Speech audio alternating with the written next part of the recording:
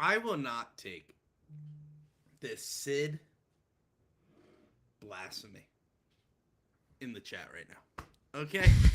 Right now, all I'm seeing, Sid shouldn't be in the shootout. Sid shouldn't be in the shootout. Hey, guys. He tried moves. Here we go. Last time. What happened, Josh? He tried lost a the new puck. move. He lost the puck. And I said what? What did I say? He's never trying a new move again. He's never doing it. Yep. And guess what he did today? Went back to his good old faithful glove side high. Okay? Yep. Just letting you guys know. Not going to take the slander of the greatest hockey player of all time. But the Pittsburgh Penguins do fall to the Columbus Blue Jackets 4-3 in overtime against Shelovs in the shootout. So, yeah, well, I'm not even going to address any further muse against Sid slander. I'm not going to address. Just letting everyone know right now. Start of the episode. Anyway, this episode is brought to you by Third Assist Hockey. Go to thirdassist.com and use promo code TPC15 for 15% off your entire purchase. They have a bunch of stuff, so make sure you go check it out. They even have watches made from recycled hockey sticks. They have vintage-looking modern gloves. They have wooden sticks, composite sticks, everything you need to look awesome out on the pond or at Beer League. Go to thirdassist.com. That is thirdassist.com. Use promo code TPC15 at checkout for 15% off your entire order. Since you guys are crying about the intro, we're not going to play it. All right. So I was about to say, turn down the volume. Here it comes. Yeah, we're not going to do it just because you guys are crying about, oh, it's too loud, can't hurt my ear. Oh, my precious eardrum. You're so salty today. So here we are. Not going to do it, Josh. Absolutely. So salty. It's Crosby. Crosby on Trinity shot. Penguins win it.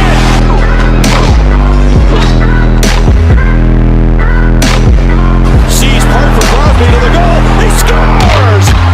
Buckle up, baby. Are you kidding me? And on Fane, the shot. He scores. Here's Crosby with a burst of speed up the middle. Gets open and scores. They're a collective. Andy Kyoto is beating Yanamakis. Brings it. What a show!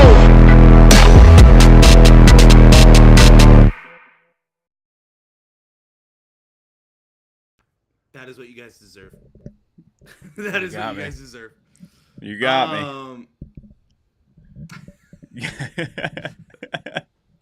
I'm glad I got a bunch of you. Anyway, welcome to the podcast.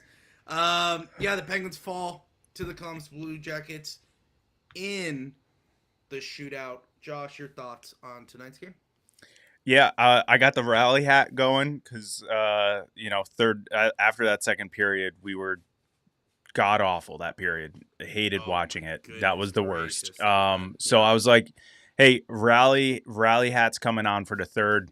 If I can do something, let's do that, since they didn't want to do anything. But I thought they played well in the third period. I think that was their best period. First couple goals were nice from Clifton, your new, add him to your list of favorite players of the 2025-2026 season. And then Raquel on a little slump, right? That was like 6 games that he hasn't scored. So nice to see him get on there. And then, everyone's favorite captain, Sidney Crosby, ties us in. Apparently not in the shootout, but go ahead. Ties us under a minute to go with Louis just salty tonight because just listen. Hey, Muse did your worst play, pulling the goalie, and we tied the game. What? Listen, my only thing when we pull the goalie is if we were playing bad. We haven't been playing bad when we pull the goalie, so I can't argue Lately. against Yeah, it. it's true. Yeah, Fair. the times that we were like in a really bad slump, like before our little 6-game winning streak, we would pull the goalie when we were already down by like 2, and we couldn't even keep it out of our zone. That's what made me absolutely lose my lid. But Yeah. no. Letang had a few turnovers. Don't get me started on this crap. Anyway, go ahead, Josh. Keep on going. Then I'll stop. I was gonna say I didn't mind the way the defense played tonight. I thought they were okay. You know, like I'm not counting the second period. I'm wiping that from my memory. But the first and third period, There's a lot of turnovers in the second. I didn't think they did bad. Overtime I thought was great. I kind of wish, at the end where Werniski, one of the Columbus Blue Jackets guys, didn't have a stick. I kind of wish they would have shot a couple more times instead of just that one time by Raquel. They're waiting for this beautiful setup. Yeah. It wasn't going to happen. Right. I mean, there's definitely things to work on. It wasn't a good game, but it wasn't a bad game. Does that make sense? Yeah. You know, it's one of those where it's like, okay, we played well enough to definitely deserve that one point that we got, but I mean, it wasn't. We technically shouldn't have even gotten to overtime. So it's kind of like, we'll take the 1 point. We'll see you on Monday type thing. Listen, I think you nailed it. I mean, once again, you could. When we talked about what game did we lose in overtime where we're like, there's no need to nitpick. What was that? Was that not Toronto? That was like 2 games ago, right? Yeah. Was it Toronto? In Philly, we dominated, but the game before that, we went in overtime, we lost it. But we talked about how you can't really nitpick. It was a good game. We just lost in overtime. This is a little different. I can't remember. I feel like this was the game to nitpick. This is a game where a lot of things didn't work. Hey, James, I know you're absolutely a bot, but I appreciate you coming on. Anyway, there's things to nitpick on this game. I think it was a little frustrating. Just the second period was atrocious. Unnecessary things. We fall back into that, can't really hold a lead. Yeah, it's just, and did the Pens win with a wild stat here. Our only win in the shootout this year was with Tristan Jarry. So, I mean, to be fair, I knew we were going to lose tonight anyway because the whole pregame, the whole broadcast, they kept talking about our record against the Metro. It's like, stop talking about it and we'd improve it. But no, they couldn't keep that stat out of their mouth tonight. Listen, it was better than whatever was in the mouths of ESPN when we had to watch it against the Flyers. Ooh. So it's completely fine. Anyway, I mean, listen, this game wasn't the greatest by the Pens. I think they know that. The power play didn't look good at all. That was a very good point, Nolan. Armand said it was a meh game. Yeah, 100%. It's just really bad. The things that are continuous is Shilov's not good in the shootout. Okay? Yeah. That's got to change. It's a loss when we go into shootout. That shouldn't happen. Now, you can argue against Sid being in there, whatever. I don't care. But at the end of the day, Shilov's is stopping the puck. And if he can't be trusted to be in there in the shootout, we got to address that. That's something. Yeah. That's something that's got to be fixed. Yeah, it's like they have a shootout on an empty net essentially. I mean, he had one save tonight, but that was pretty much it. 2 saves, one save, 2 saves, but 2 saves, I think. but Not the worth it. one goal, the first shot, he did Mm-hmm. everything right, but the puck still found the way in. That Yeah. just means like he is cursed in the shootout. Like, it's Yeah. just, buddy, give it a rest. Even when you try. Now he's had some phenomenal saves in the game, but I really think it's time. Maybe I'm jumping the gun on this, and I'm sure everyone will let me know that I am. That we reconsider the goalie 1A, goalie 1B. Take a look at it. Has Skinner Sure. played well enough to be the goalie 1 and Shilovs be goalie 2?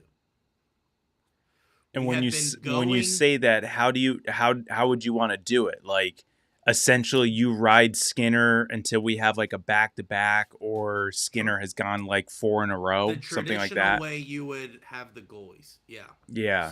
So Like Skinner would be the workhorse. yeah, Skinner would be our starting goaltender. No longer Yeah. this every other game. You know, I mean, I get it. I understand why we do it. I understand the purpose of it. I'm not questioning why. I'm just saying, well, he's good in the game, which is great. That's beneficial. But when it comes to the overtime, we always struggle. That's not good. You know? Yeah. The Penguins can't do everything, like the players can't do everything. They can't play good the whole game and then have to play the goalie in the shootout as well. You know? It's essentially like you have to literally just know that you're going to be letting in a goal every single time in the shootout. So you have to score more before you jump on your keyboard to say, that's what the shootout means. No, you know what I mean. Like, you're already on the defensive on the shootout, which is not good. Okay? You could have easily came out. You could easily come back into this shootout, but we didn't. Yes, Like, I understand. I see what you Sid mean. Like, needs to- like the guys who are scoring for us feel like they need to score. Like, there is Right. more pressure on them than there is on Shilovs, because they're like, it's like you said, it's like an empty net. Like, it's gonna go in. So it's like, now, like, I need to score in order for us to still be in here. But I don't know. Just back with your Skinner thing, my fear with putting Skinner as the 1 is that he would go back, like, essentially turn back to a pumpkin. Would he then turn back into old Edmonton Skinner? Yeah, because look what Nolan just said. He said he answered the same thing.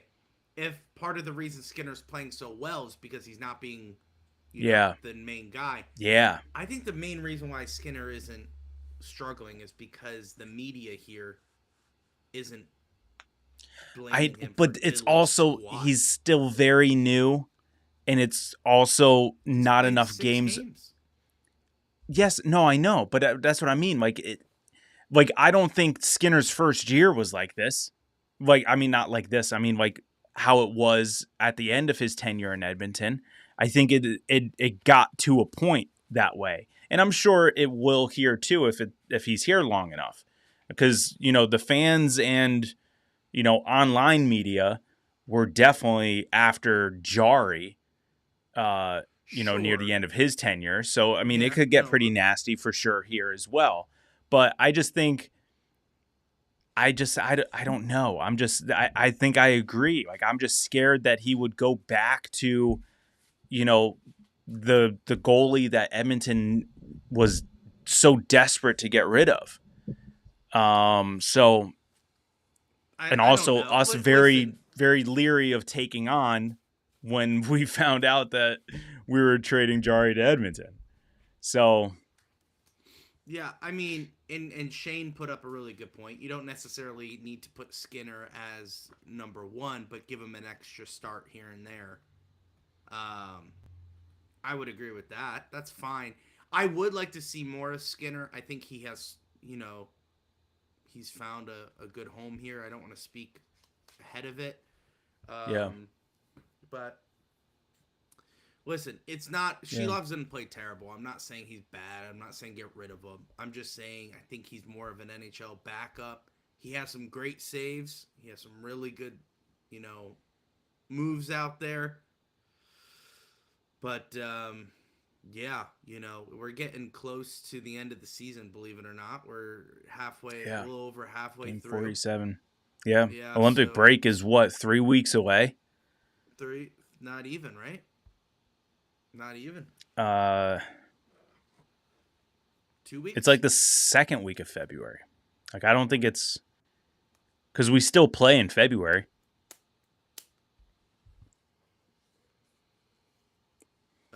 Yeah, we play Right? the first couple days of February, no? Yeah. Yes, literally. I was right. The first week of February. Oh, okay. So I think it's... Yeah, so then I think it's 3 Yeah, weeks away. 3 weeks. Yep. 3 weeks away. So it's coming on. That's going to come really quick. Yeah. And then we have a 2-week break where we're going to be rooting on Canada. Right, Armand? But I'm feeling sarcastic tonight. I'm feeling a little silly. Yeah, you're feeling other things. Yeah. But yeah, I don't know. I don't know what the answer is. I mean, our power play hasn't been great, and it's because Malkin is back on it. That's my prediction. I'm not saying Malkin is bad. I am just saying. Didn't we get like 3 power play goals against the Flyers? You sound just like Matt Mager, who said it on Twitter as well. Oh, did We he? played against the Flyers. Sorry. All right, and we were dominating that game. Josh, me and you out there could have scored a power play goal. It's not like when it's an easy game. Pull an Ovechkin, just put me in the corner. What was that? I said I'd pull an Ovechkin, just put me in the corner. Yeah. I'm not skating anywhere. But that's my point. Anyone could have scored. Anyone could have scored on that power play, which is why, I mean, those games come and go. You're going to have a game where we're the team that their power play is absolutely playing really well. Yeah. But before this Flyer game, our power play was struggling a little bit. It found success against a struggling Flyers team, but their penalty kill isn't rated pretty high. So I'm not going to count that. But listen, I think the Penguins Kindle, have a struggle. Mantha. I agree with IR3K. I put Kindle up, and then I would have Chinikov and Malkin on the second power play unit. Give Chinikov his credit. He is a good player, especially when he does work with Malkin. Put him in the second power play unit. It's a good, because then you don't have to have power play 1 unit playing for 130, 145, and then you have the second power play unit only going for 20 seconds, playing with the deck of cards and all my cards. Josh, you could start talking for a little bit. No, I think I understand what you're. All right, I think I think I understand what you're saying. I don't know what you do. I kind of like Malkin on the power play 1 because we really lost Louis. Because I think Shane, Kindle and Letang on the point, Sid and Rust on the walls, and Brageau in front of the net. I don't know. I'm trying to think that one through. What about? No, because I kind of like having Malkin. Who's the other guy right now? Is Brageau the top guy? 1, 2, 3, 4, 5. So if you're swapping Kindle for Malkin, is Brageau already on the power play 1? Why am I not thinking of Mantha's on the power play 1, right? Right. So it's Rust, Raquel, Malkin. Oh, no. Yeah. No. And then Carlson was at the time. It's Raquel, not Brageau. So it's Sid, Rust, Raquel, Malkin, currently Letang. Yeah. Oh, Okay. yeah, when Malkin was out, they put in Mantha. My bad. Yeah. Mantha's on the second power play unit with Brageau, Kindle, Rust.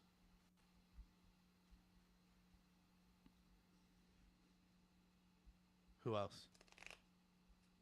On the second? Yeah. I thought Rust was on the first power play unit. Rust is on the first one. So IR3K is talking about putting Kindle up there. Oh, I see. Yeah. Not with Malkin. No, Malkin needs to quarterback the second power play unit. Yeah. But I don't think, because like my thing is I like the way I like Malkin playing with Crosby. I know you don't. No. But I like it. I've always liked it. I thought it should have just been the thing that they did from like the jump. I understand that Malkin is a center, but I thought that they should have just had Malkin and Crosby on a line from the beginning. But I will. What's up? Shane just said second power play is Shea, Malkin, Chinikov, Raquel, Mantha. I would put Raquel up on the first line. Yeah. I would have Mantha on. He has Mantha. Brageau. Yeah. Brageau. Yeah, but I don't know. I don't know what you need to do to fix the power play. I'm not saying the power play is broken and it needs to be fixed. I think they just need to score. I think they need to shoot. I feel like there are too many passes when it comes to the power play. Also, I felt like tonight was tough because Columbus was very aggressive with their penalty kill. They attacked the puck. They weren't just sitting back in the, and just playing some sort of zone or anything like that. They were attacking the puck. So I think it was hard for a power play to get going. And I think that really kind of, just hindered our power play, I guess. And just ruined any type of momentum we could have gathered from it. Mm-hmm. And I don't know why this just popped in my head, but like the only thing I'm bummed about losing tonight is their head coach after the last game said, oh, No, 2 wins. That was goalie. Oh, that was the goalie? That was Elvis Merzlikins, whatever. Merzlikins, who said we're going to win today. We're gonna win there too. Jeez, that makes me upset. It does make me upset. All right, shut them up. Malkin hate. No, I'm Malkin hate. He doesn't work well with Sid on the power play. Watch it, please. Just watch it. When you have two, I think they're fine.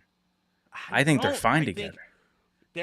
Crosby had more freedom and more ability to be the guy on the first power play unit when Malkin was out. Now Malkin is in. You saw a little bit of that today, to be fair. Crosby was kind of being the guy today. But the last couple power plays with Malkin, it just didn't work. Malkin was trying to get the puck. Sid was trying to quarterback it. No one was really in the spot they needed to be. It just didn't make sense. It's not Malkin hate. Let Malkin run power play 2 unit and don't let them on for just 10, 20 seconds. I would say split it up. 2 heads are greater than 1. Yeah. So that's what I would say. I don't know. A good power play in the second power play. I don't know. See, I'm different in the shootout too. Oh yeah, because Malkin's great at the shootout as well. That's why I think for me, my thought process is you just put all your firepower on power play 1 and you essentially leave them out there. Like I think the only time that you don't have power play 1 out there the entire time is if since line 1 is a majority of the power play 1, if they were just out there for a long shift, then you start power play 2. But I that's just the way I would do it. I know it's kind of like a video game mentality. You're just keeping your best players on the ice at all times. But Right. I think that's how we have to do it, and we're just gonna have to get through it. Whatever this slump is that we're in right now with our power Thank play, you, Shane. they'll Thank get you, back. Shane. That's 100% right. Malkin just stick handles. Stick handles. Got Everyone it. else is cycling because Gino is trying to figure out something to do. You can't have Crosby do that. Yeah.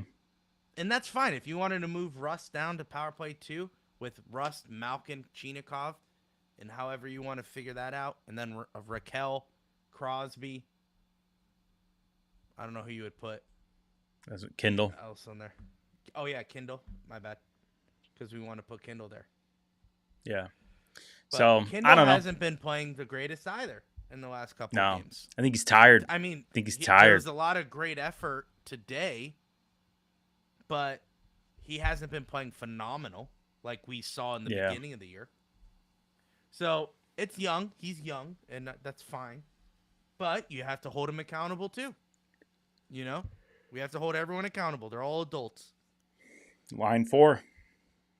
So A little quiet tonight. little quiet, the line 4. But see, here's the what is it called? The double-edged sword when it comes to the fourth line.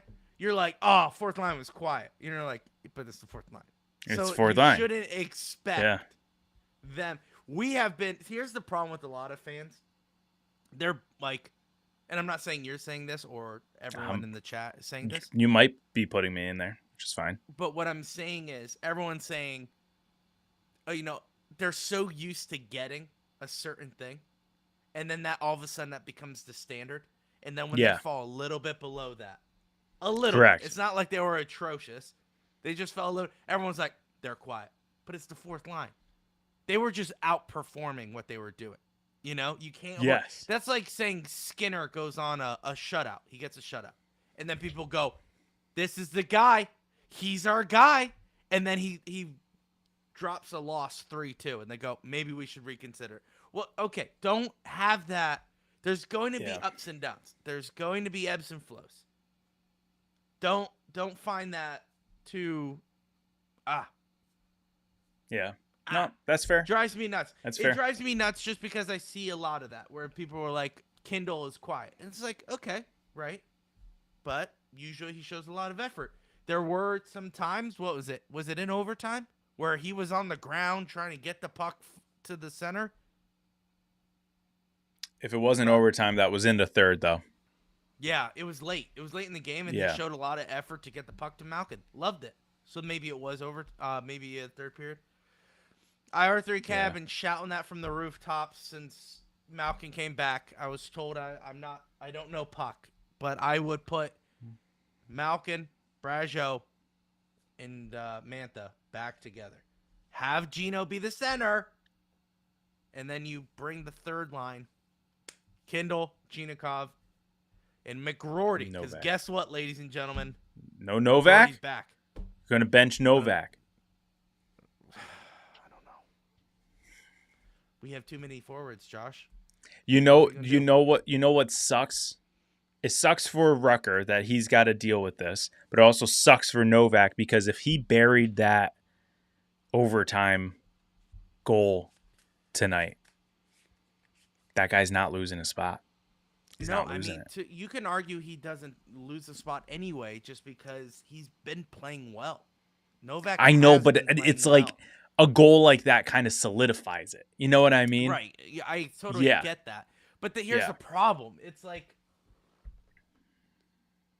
are we trying? I know we're trying. It all comes down to this question over and over again. Are we trying to make the playoffs or not? You have to figure out what you're doing. If you're all about the young, retooling, whatever, which notice how those people are gone now. About the Penguins rebuilt tank. Mm-hmm. Those people are gone.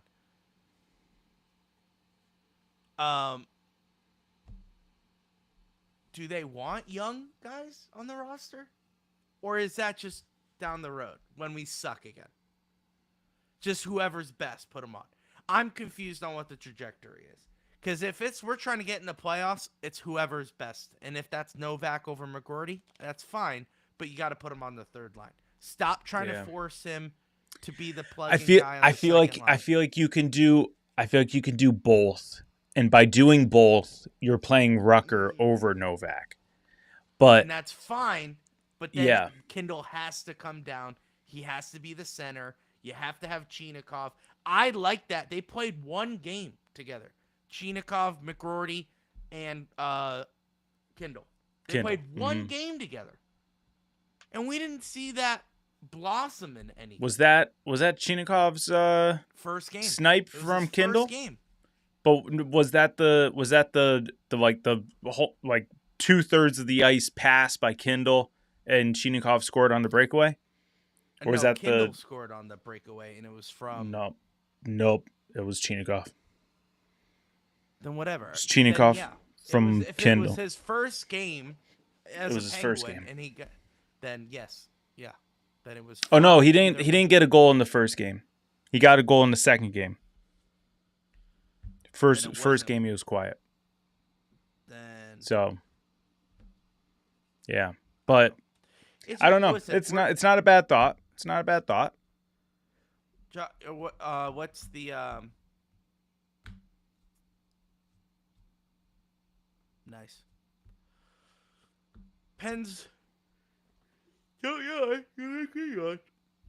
Pens' loss tonight is also their 4th home shootout loss, most shootout losses ever in one season at home, and that is by Bob Grove, but paraphrased by Did the Pens win? Yikes. Yikes on the paraphrasing or yikes on the stat? No, yikes on the stat. No, good job on the paraphrasing. I was going to say, wow, that was a shot. Yeah. 2 goals for McKenna tonight. Good for him. Right, at this point, Shane, we're a playoff team. You know, I think we're going to make the playoffs. But it's second half. That's good. Right. So, do you play McGroarty? McGroarty hasn't. It's not like a Koivunen where he's struggling, and there's expectations on Koivunen. McGroarty he's out there, he's playing, and if he doesn't score, you see the evidence of that, i.e., 4th line. All right, 4th line, they don't produce, but they show it. Same thing with McGroarty. He shows it. Koivunen didn't. He was just taking shots there to try to get a goal. He finally got one, but it's like, and also, what do you define as young? Because isn't Novak like 26? So it's like, you know what I mean? So it's like, I was thinking, in terms, like, rookie in the last 2 years. Sure. Because I was gonna say, depending on we have a new commenter. We have a new commenter. Okay. All right. Are you gonna read it? You want me to read it? I'm trying to figure out his name.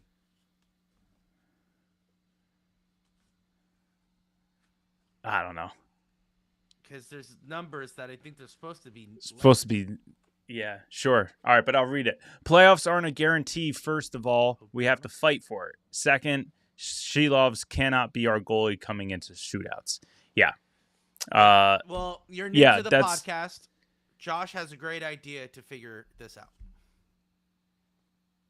Why? How do I have what's my idea? Baseball. It's our baseball. It's a rotating. Oh no! But that's not for That's not for shootouts, though. That's not for shootouts. That's for everything. Yeah, just got another touchdown. Holy crap! My dream would be that the hockey adapts the pitching mentality, and you have a rotation. So like 3-4 guys, you're just going in every other game. You're just having a sweet rotation of guys. Or even if you're winning and you're like, hey, I want to save this guy for later, let's pull. Yeah. Like, who cares? Well, I mean, if you have 3-4 guys, you don't need to save someone for later. You're good. No, Play the whole game. Yeah. You pull Maybe a our mentality is more for who was it? AHL. Was it who's the guy in Dallas? Ottinger? The goalie. Ottinger? Did you see I think it was Dallas? Or I don't know. The goalie got lit up for 7. Okay? And he was like, I'm not coming out. I don't care. This game is Oh, I don't think it was Ottinger, but I know what you're talking about. He was hiding. Yeah. The backup was hiding. Yeah, the backup was hiding down the tunnel. He was like, I ain't going out there. Yeah. Yeah. That was 100%. When you have a rotation like that, it's just like, who cares? Ride it out. Well, yes. And Pogon, welcome. Appreciate you. Thank you for being here. IR3K says, we were spoiled with Fleury. St. Louis. Bennington. Yeah. That's right. That's right. We were spoiled with Fleury, who was the best shootout goalie of all time. I just God, think that we poke missed- check. That poke. Dude, poke check. We got that today by Raquel. He got We- poked. We got poked. Yeah. That's yeah. what I'm saying. We got poked. Yep. But anyway. Yeah, just I'm a little frustrated about tonight as a whole. And listen, Yeah. it's not like Seems we like- need to change. Seems like about other things too. Yeah, freaking Bills, Josh. Is it a catch? Is it not a catch? What's the rule? Does he 2 hands on it and he rolls and he's down? Is it not a catch? Oh, but if I come up with the ball, it's an interception? That makes no sense. Also, they hide the flags all day. But the last drive to get in overtime, they're like, yeah, that's a pass interference. Oh, yeah, that one too? Also pass interference. Come on. Anyway. Guys, I had the Bills winning the Super Bowl. That's why I'm so frustrated. Luckily, I didn't put any money on it. Yeah. Now Houston or New England has a cakewalk into the Bo Super Nix Bowl because Bo broke Nix his is hurt. foot on Yeah. the second to last play in overtime. What? Was it really? That's what it was. That's according to Adam Schefter. Ew. Second to last play. And they got it like x-rayed, I guess, after the game. And they were like, you got to get surgery for this, my guy. Wow. Why? Can't even boot it up and play? That's what I'm saying. Well, they're probably Yeah. like, you're going to cost us the game. That's how you know they don't truly believe in Bo Nix. Because if they did, they would say, tape it up. You're our only hope for winning. They go, dude, just get the surgery now. You're fine. Who's the... We'll win. Yeah, I'll look it up after to find out who their backup is, but it'll be an Josh, interesting it's a game, nobody. that's for sure. It's a nobody. I don't know his name. It's a nobody? Probably Wow. came from the UFL. I don't know. NFL is rigged. Vegas already know who's going to win. We all know that. There's It's a New guy on England. TikTok who always goes, I'm from the future, and this is how it's going to go. He's right so far. He had he goes, it's going to be a great game, but the Broncos are going to win it. Now, he didn't say overtime. He just said it's going to be a great game, and the Broncos are going to win it. And I'm like, that's where he loses. That's where he's wrong. The Bills are going to win it, and then here we are. He's right. The Bills. But then, now there's this little girl, Josh. It's like this 4-year-old girl, who's like, her dad is clearly like filming her, like, pick a helmet. Who do you want to win? She has picked every loser. Oh, yeah. I saw that. So last far. weekend. I saw that last weekend. Yeah. So far, she is 0 for 6. Now 0 for 7. So she picked the Bills? She first picked, literally, Josh, this is how we know we live in a simulation. She picked up the Broncos. I'm sorry. She picked up the Bills. Like, that's how she knows, like, who's going to win. She goes, Broncos. Wait. Bills. And everyone's like, great, I just put a parlay on the Broncos. And she's wrong. So I'm watching her. I'm like, oh, God. And then I see this time traveler Yeah. saying that the Bills are going to lose. And I go, oh, Time travel. this can't be true. And then here we are. Josh Allen is the greatest thing that ever happened to this National Football League. He is a stand-up guy. And I wish we had a guy like Josh Allen in Minnesota. But we have 9 who's quoting Gandhi. You know who he is. Football. Josh Allen is Right. essentially Phil Rivers. He's essentially Phil Rivers. I love Phillip Rivers. Great in the The regular refs have too season, much can't do power in anything. the NFL, there is a holding every play, and PIs can be called whenever the refs feel like it. All I've been seeing about Bob Grove is shootout stats. We're all over the place, but Oh, that is God. okay. I don't need any more shootout stats. It's don't bad need- enough. We know how bad it is. Oh, Jarrett Stidham, Josh, is the backup quarterback. Yeah, that's right. Think about it. I think it's Stidham. Oh, I'm sorry. Did my mispronunciation of his last name confuse you on who he is? It's a little bit, yeah. I go Stidham, and he goes, "Who's that?" Yeah, I had to think Stidham? about it. Oh, Stidham. Get Yeah. out of here. Well, no, because I had to think about Josh, it. if I was like, if I've who's heard the name. backup? Brody? Is it Brody? You mean 7 times Super Bowl winning Tom Brady? That's his Stop. backup. I know who you mean. Or they have a guy, Josh Allen. You mean Josh Allen? Stop. Get out of here. No one knows who the frick Jarrett Stidham is. I'm sure the Broncos don't even know who he is. They do. They were like, They're crap. thrilled. No, they're like, thrilled. crap, Bo Nix went down. You're our quarterback. You. Who are we playing? Don't know. I'm wearing Bronco orange right now.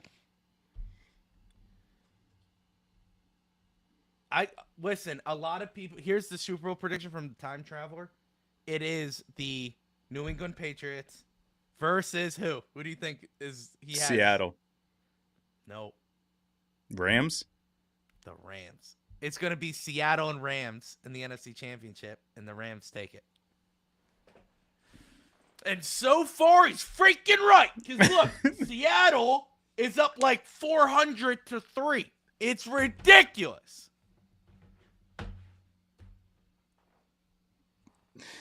I hate the NFL. I don't know why I get so sucked in. Because my team's never in it. Your team's never in it. Yeah. And we can just, what are we doing?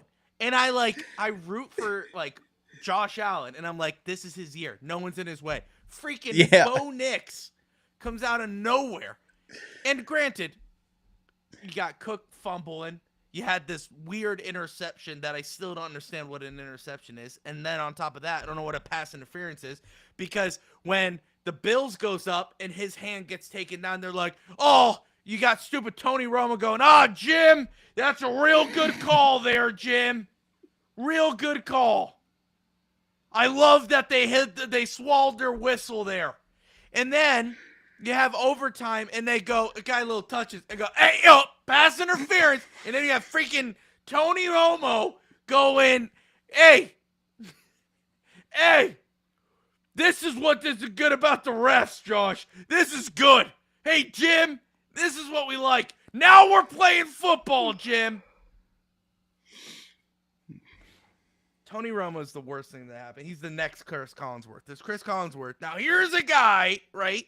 And then you have Tony Romo that goes, now we're playing football, Jim. And I want to throw stuff at my TV.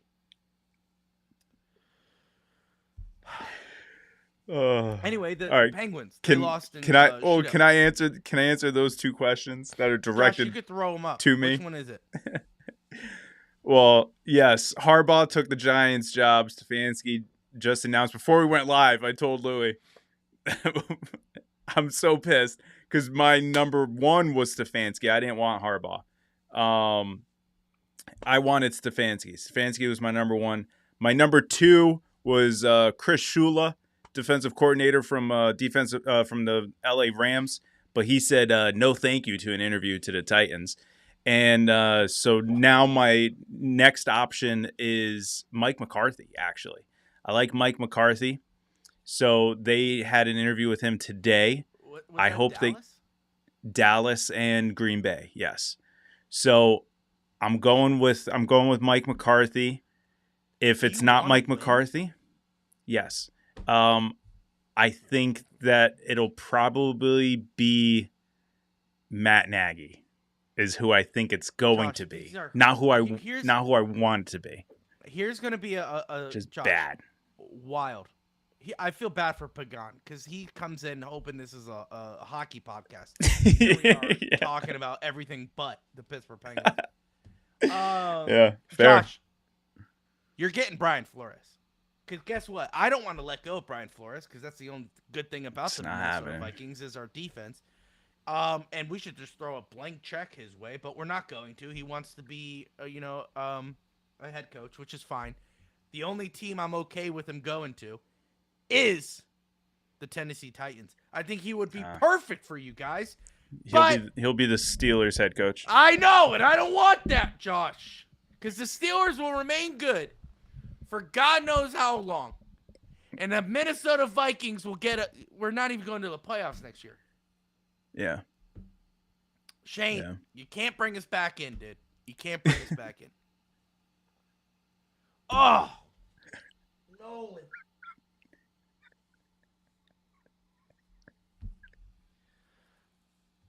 Now, here is a comment that really gets under my skin. At least it's not going to be Tony Romo. Holy frick. No, Patrick Mahomes with Chris Collinsworth. Oh, yeah. Yeah. I mean, did you see a game? I think he did it recently. He compared someone to Mahomes. And then there was comments like, of course he had to throw in Mahomes in this stupid broadcast. Mahomes hasn't played football in like 2 months. And this guy's bringing him up like, oh, wow, this is what I really like. Look how he comes out here. Kind of like a Mahomes throw. Get out of here, Chris Collinsworth. Flores is going to the Titans. They want an offensive-minded coach to help develop Ward. Guess what? He could have got freaking Tom Brady there. He isn't going to help Ward. Ward is already good. Here's the issue with Ward. Here's my prediction with Ward. Ward is already good. Okay? He doesn't need development. He needs to win now. Guess what? Titans are like 8 years from even getting into the playoffs. So they got to figure out how to do that. 8 years. Other than that, Ward is gone. You know, I could see him not re-sign after his rookie contract. He's going to go find a team that's willing to pay him all the money, and he's going to go win the Super Bowl. Meanwhile, Tennessee Titans are going to be still stuck with Will Levis. That's not fair. All NFL teams are offensive-minded, so I get it. Yeah. Which brings me back to that's why I'm going if Mike McCarthy. All the rules go for the offense, Josh. Anyway, go ahead. What? That's why I'm going Mike McCarthy. He's an offensive-minded guy. He's been there, done it, knows what to do. I just don't want. What do you mean he's been there, done that? Yeah, he's won the Super Bowl with Green Bay. He's won the Super Bowl with Green Bay. All right. Been to the playoffs with Dallas. What was that, 2004 when they won the Super Bowl, Josh? Whatever. It's like 2008 or whatever. 2012. Okay. Somewhere around there. No, I don't think it was in the teens. Okay. All right. So don't add the teens. So here's the one combination. The one combination that keeps getting floated around Twitter that I do not know if we can get, but it would be Robert Saleh, defensive coordinator for the Niners, with Mike McDaniel as the offensive coordinator, because they spent time together. That's not hard to sell because you're bringing in two guys. You bring not only one, bringing in two. Yeah, 2010. Huh. Okay, wait, hold on. Shane, there was a comment about Sullivan. We can answer it. By the way, can we talk about Sullivan as the worst team? Listen, guys. Sullivan broke up with us, okay? Stop acting like a obsessive ex-girlfriend. Who the freak cares what's happening in New York? But isn't it funny that it's the same situation, though? It's not the same situation. It's not. It's a worse situation. And but what I'm saying is he it seemed like he left the Penguins because he didn't want to deal with a rebuild. And now he's in New York dealing with a rebuild. Here's the difference. Can I a very big difference. It's okay if you're going through a rebuild if he's at the helm. The difference was here in Pittsburgh, he had no control. Kyle Dubas wanted all the control. Mike Sullivan didn't like it, which is why he's gone. Hence, you think he kind of bullies Chris Drury up there? 100%. Oh yeah. 100%. He's Mike Sullivan is one of those coaches that is secretly the GM. The problem is Kyle Dubas is not like that. He wants to be the guy to make the decisions. Mike Sullivan wanted to be the guy to make the decisions. That clashed. Hence why you didn't see a firing. Okay? Because we could have easily fired him. But it was mutual agreement to part ways. I'll tell you why it was mutual. Because at the time, Mike Sullivan had the owners in his pocket. FSG. They loved Mike Sullivan. And he said, I want to be in charge. Kyle Dubas says, I want to be in charge. And they go, well, we got to run with this. Could we do that? That's why. Guys, who cares about Mike Sullivan? He's gone. Let him go. I've let him go, and I was the one who was going to take a bullet this year. Bullet last year. I read the comment. Bullet last year for him. Mm-hmm. Listen, he's gone. Let him go. We got Dan Muse.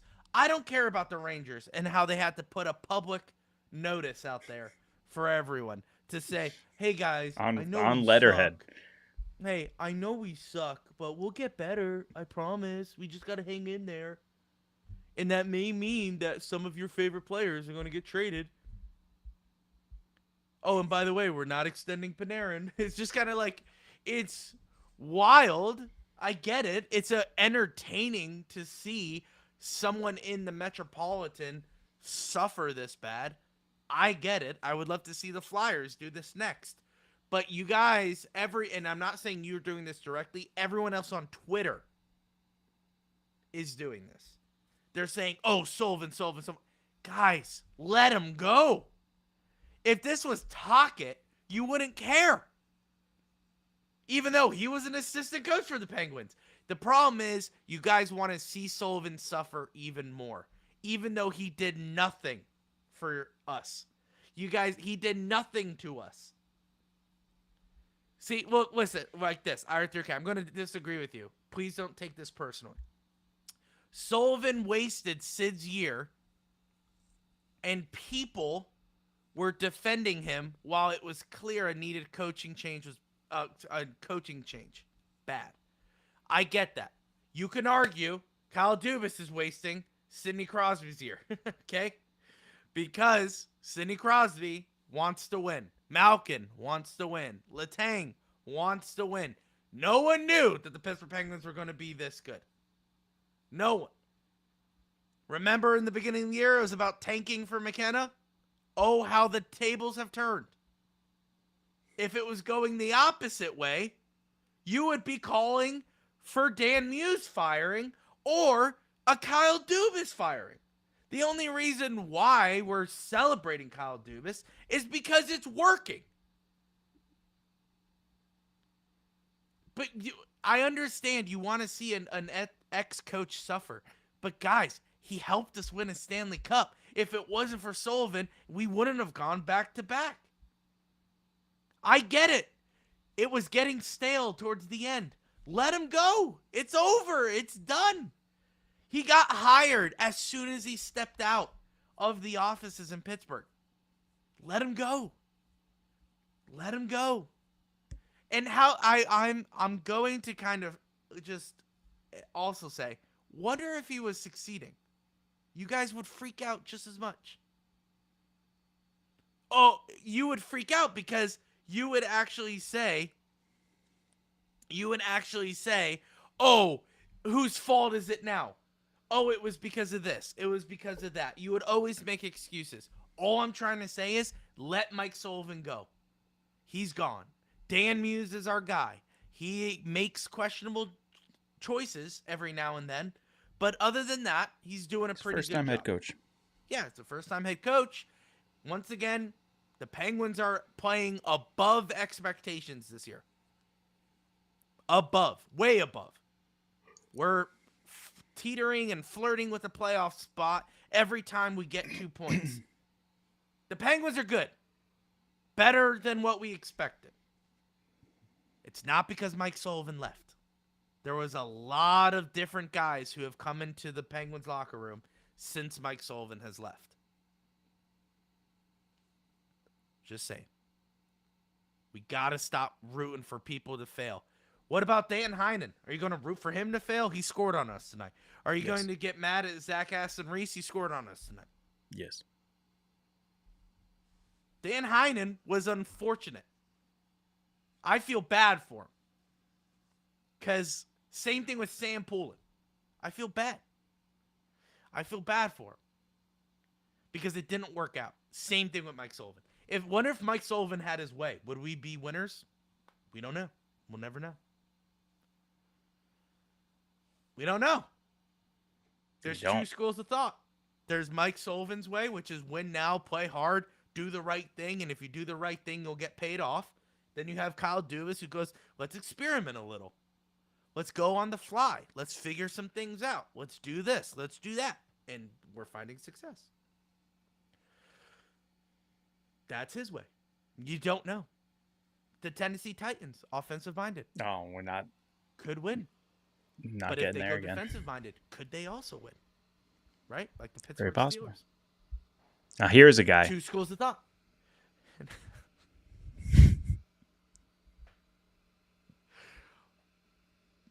Now we're back at the podcast here, Jim.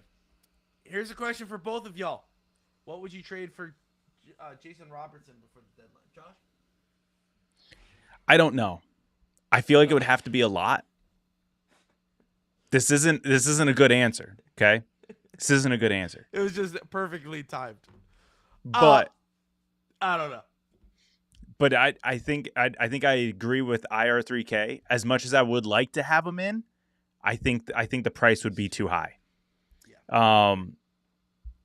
Because even though we have all those assets in trade capital, I think it would require prospects as well, and I don't think Dubas is ready to do that. I don't think Dubas is ready to part ways with Cruz Lucius or any other type of prospects. And he Pogan, is that how we're saying it? Pogan is saying a Russ type of player plus picks most likely. I think it's going to be and prospects. I think you have to do an NHL guy. They're going to want a lot. Yeah, it's essentially, think of it as the Gensel trade in reverse. You'd have to give up an NHL guy, Michael Bunting, prospects, Koivunen, draft picks turned into Harrison Brunick. You'd have to think of it that way in terms of the trade.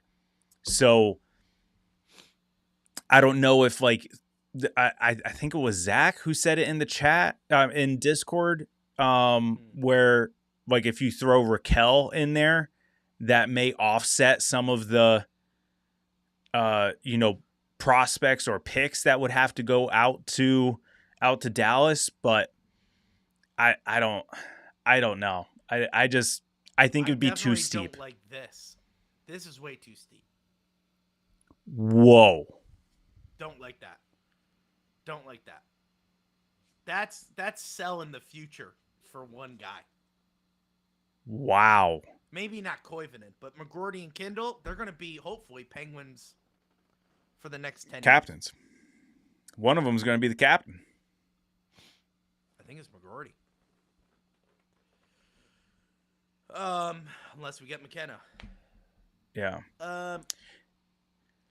Zach says they don't want prospects. You'd have to give up Raquel, Achari, and I'd be okay with that. Actually, I'd be okay with that. No. And two firsts. Yeah, and two firsts. I don't like that. I'm gonna push back a little bit. I can see Raquel and two firsts, but you're gonna have to give up some sort of prospect. You are. It just depends on what level of prospect that you think it's going to be. Like, I mean, yes, we're talking about Rucker, Koivunen, and Kindle right now, but I mean, prospect could be, Lucius or that other guy that we drafted, not Horkoff, Yeah. the guy after him, the guy that was said to play a lot like Wayne Simmons. Yeah, the most racist. I forget his name, Everyone but like, just passed over. but just someone that we're not thinking of in terms of prospects. So that's what I mean. And just because they don't want prospects because they're trying to win now doesn't mean that the rest of the package won't help them win now. Like you're saying with Raquel, that's the win now part. But I'm sure they would love to have a prospect in there as well, because 100%.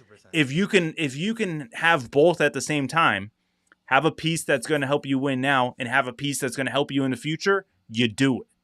So Zonin, thank you. That's the guy.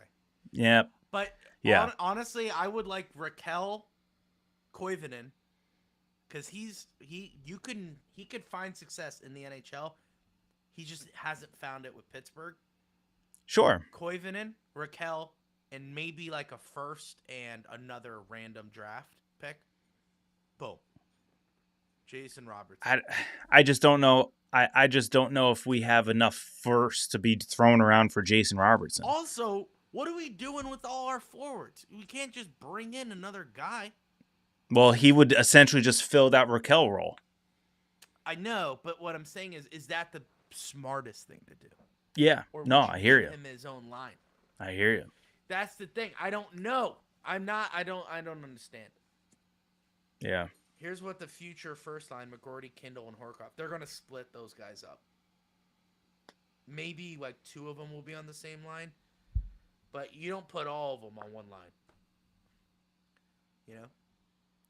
Well, see, for me, I would. Because, again, I would have had Crosby and Malkin on the same line. McGroarty, to me, is a no-go. I wouldn't touch McGroarty. Koivunen, for sure. Okay. I'm going to say something. Oh, boy. He's gonna annoy me. I don't know how, like... Because I agree with you.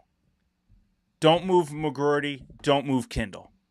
But here's also my train of thought. Oh, no. Will either one of them be as good as Jason Robertson? Probably not. Kindle might. Probably not. So you're saying go do it.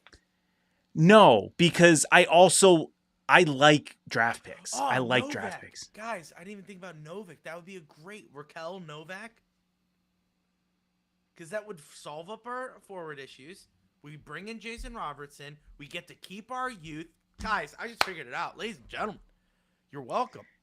Yes, I know, but I like the draft picks. I don't want to give up draft picks. That's the thing. So if you want to give up... We have them burning in a hole in our pocket. But they're not going to want the ones that we have a plethora of. We have a plethora of third and fourth round draft picks. We don't have a plethora of firsts. You throw in Koivunen as a substitute. So here's what I'm thinking. Tell me if this is too much. Raquel, Novak, Koivunen. Too much. And then 3 players? Hold on. 3 players? Well, Koivunen isn't an NHL guy. If they want to make him an NHL guy, by all means. That's not us to interpret. So Novak, Raquel, that alone should get them to say yeah. But Novak, Raquel, Koivunen, and then like a third 2027 round draft pick. Just a pick to shut them up. Okay? And then that's it. So in the eyes of the NHL, you're going to have an AHL player, 2 NHL now guys, and a draft pick for Jason Robertson. Tell me that's not a bet. It solves our forward issues, and we still have Kevin Hayes. We still have Rucker McGroarty on the fringe of actually playing. Okay, so it doesn't get rid of everyone, but you bring in Jason Robertson. We're already teetering on a playoff spot. This would be the perfect guy to get us going. Then you take Owen Pickering and you take a few of those draft picks, you send them to freaking Calgary, and you get Josh. I said go all in. I want to win a cup. I want to win a cup. Go get Jason Robertson. Go get what's his face? Samuelson. No, that's not his name. What's his name? Samuelson. I wish we could get Samuelson. He's retired now, but get him. Who is it? No, and Zach, I'm not underrating how big of an addition it is. I'm just trying to understand. I'm trying to think of it as like based off of Dubas's past deals. I just don't see him doing it. Wait, Josh. I would love a Jason Robertson. Are you kidding me? That would be sick. What's this guy's name?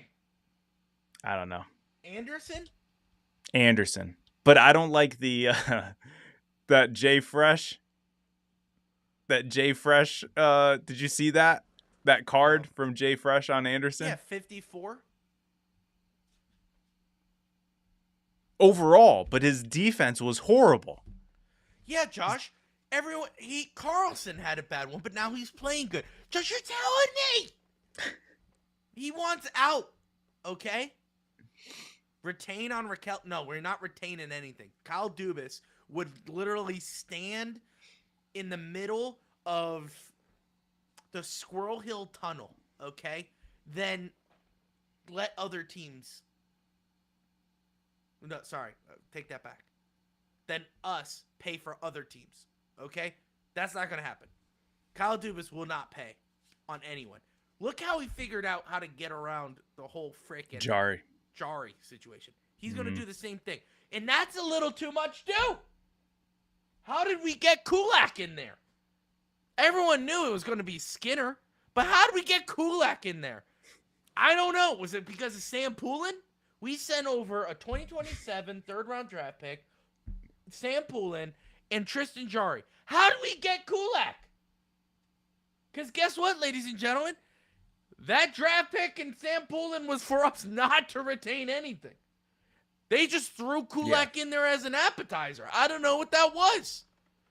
So why can't we do the same thing? Here's what we're going to do. Oh. I just think other teams can come up with way better.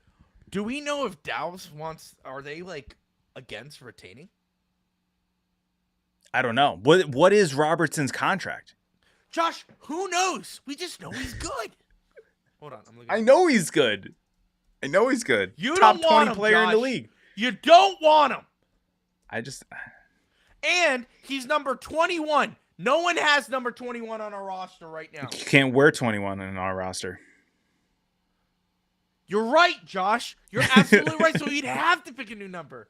Jason Robertson is finishing a 4-year, $31 million contract with the Dallas Stars. It ends at the 25-26 season. Oh. With a 7.75. So we're going to have to re-sign him. I would be okay with that. And now they're definitely not retaining if his contract for is coming out seven and so 3/4 is nothing. Josh, I'm sending this ticket over. I'm sending it over. Raquel, Novak, Koivunen, and the third round. Just take that third round. What was it? Third round, 2027 draft pick, and send it over there. I just found out we have two first round picks this year. Yeah, don't give those. But why? Wait, hold on. Give them our first round pick. For what? Because listen, 3 players. Listen. Because the other first round pick that we have is the Rangers. That happened last year. No, they pushed it. No, they gave it to us. Oh, Remember, they did give it to us. We had a back-to-back pick, and I thought we were going to get freaking what's his name, and they got Ben Kindle, and then they traded it away to the Flyers. So wait, so we only have one first round pick this year? Louis just made the deal. See you in Pittsburgh tomorrow, Robinson. I'm thinking, why wait? Why the frick wait for the deadline? Because you know it's going to build up, and Dallas is going to do that. Sorry, Zach. You love Reading bomb something them. wrong. You love bomb them. You know what I'm talking about? You just give them so much that they have to say yes. That's what it is. Raquel, he's automatically could be on your top line. And then you have Novak, who's been playing really good, and what a great addition to their bottom six, if not wherever they need to fit. Koivunen, fringe NHL player. He could be great for you, or he'll be great for Texas Stars. Whatever works for you. And then here's a draft pick just because we say we love you. Here's a third round 2027 draft pick. You're welcome. Send them on over immediately. We would love to use them in the shootout because we apparently cannot finish games when we come back from behind. Very nice. Yeah, sorry everyone about the first. I was reading a bad article. So, yep. Sorry about that. Don't apologize. Don't apologize to them, Josh. Oh, yeah, no, that was on me. I obviously trusted a source that was not factually correct. Did the Pens win? You need to own up to it. That was your source. That was him. No, it wasn't. I'm joking. It was. Dallas is going to lose every trade involving Robertson. That is true, Chicken a la King. And I would say that is a win-win. Wait, we still have 2 2s? So did the Pens win? Now this is his source. So if he gets this wrong, it's on him. Rounds 1 through 7. I thought we had 2. I thought we had 2, and then we traded 1 for Chinnikov.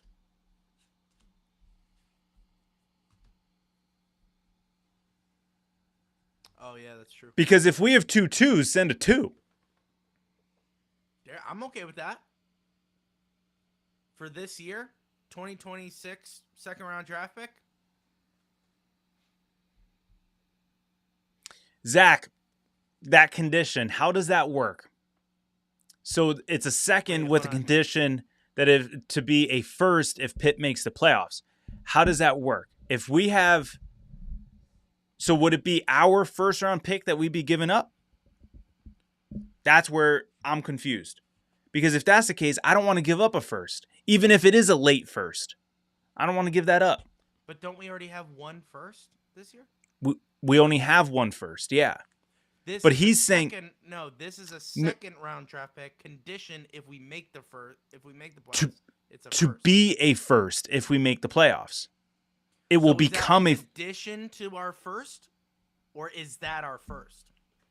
That's what I'm asking. Yeah, that's what I'm asking. Okay. How does that? Okay. How does the second round pick just automatically become a first round pick, or do we? That was do Minnesota we lose? Wild.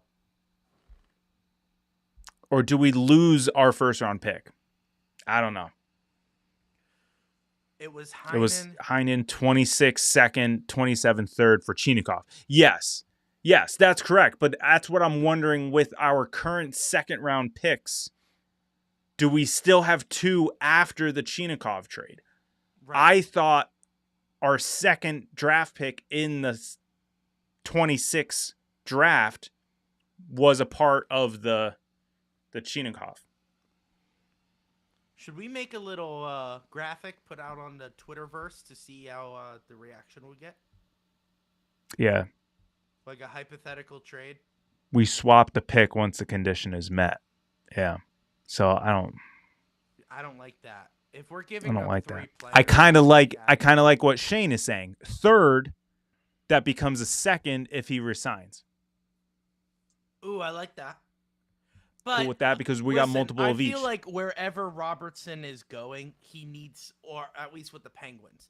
I don't like the whole. 3 second round picks. Okay, so what I would like is if we go all out for Robertson, he's signing with the Pittsburgh Penguins. Like the before his plane lands in Pittsburgh, he's already has like a 7-year contract with the Pittsburgh Penguins. Like a 6-year deal. Like, I don't want to do this trade if he's not signing long term. Like, if he's signing a 3-year deal, that's wild. I don't like that. That's... I think To be fair, IR3K, Carlson to the Pittsburgh Penguins was a pipe dream. It happened out of the blue. We did not expect that to happen. How about that trade?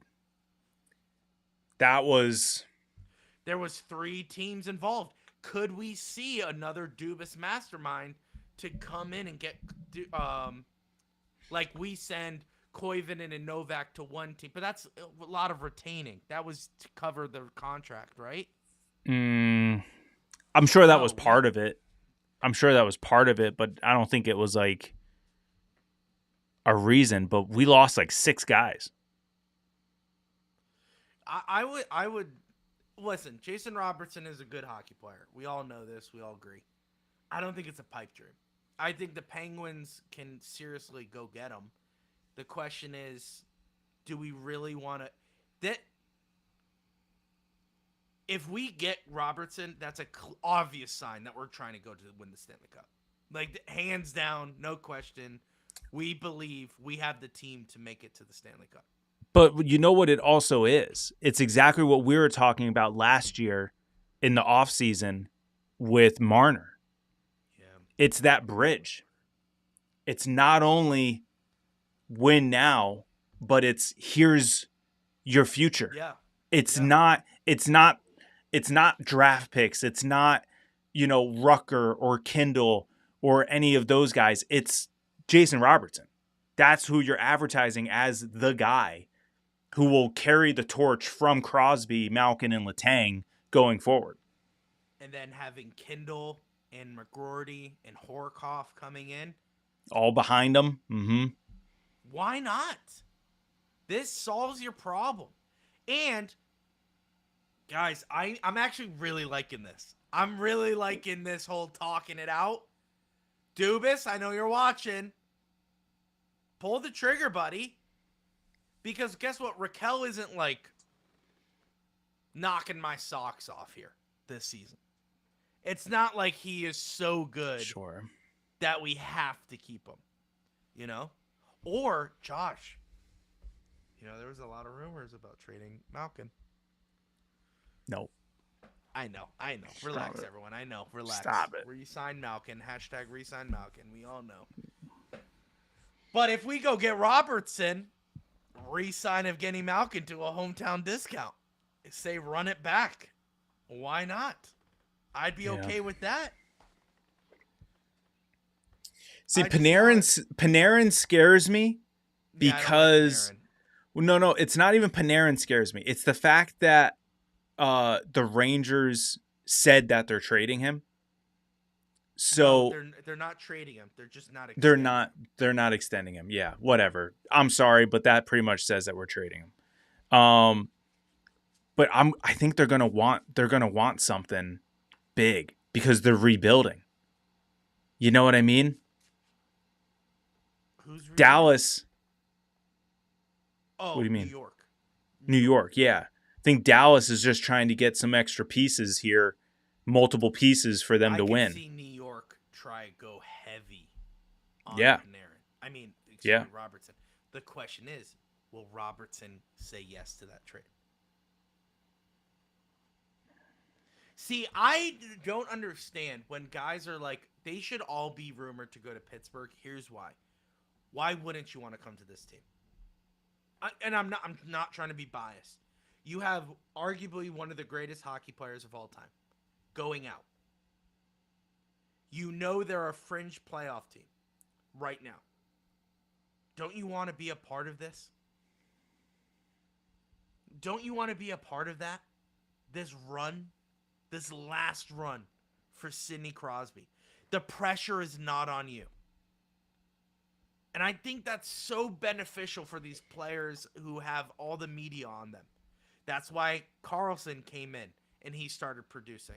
It took him a year, but that's why he started producing. It's because the spotlight is off of him. He's literally 4th on the media radar for the Pittsburgh Penguins. Okay? Mm-hmm. Skinner literally came from Edmonton, which is like media hell for NHL players. He comes in, he's loosey-goosey in the locker room. Everyone's high-fiving Skinner. This team could be something that you want to be a part of because we have the future. We have the draft picks. We can easily go get anyone. Tell me when there's going to be a Robertson available again. I don't know. Right. So tell me this is a once-in-a-lifetime opportunity. You go get.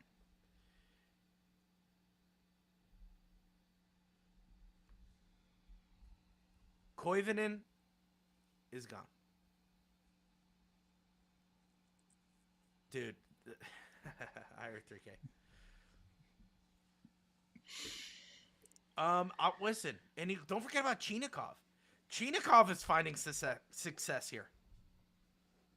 He had 6 points so far this season with the Blue Jackets before getting traded. He already has 4 points with the Penguins. Right? Isn't that not true? He has 4 points on the season with the Penguins? Just with the Penguins? Yeah, I think you're right. Yeah. He's got 4 or 5. I think So he's already producing, and he's on pace to produce even more than he did with the Blue Jackets. He'll probably want to re-sign with the Penguins, especially if we get a guy like Jason Robertson. Guys, call up Dubas.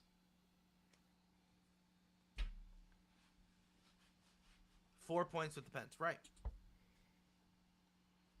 Guys, it makes sense. The Penguins are flying under the radar of the NHL right now. There's no media attention. Now, if we go get Robertson, there's going to be a lot of media attention there. But if we listen, Skinner is finding success. Chinikov is finding success.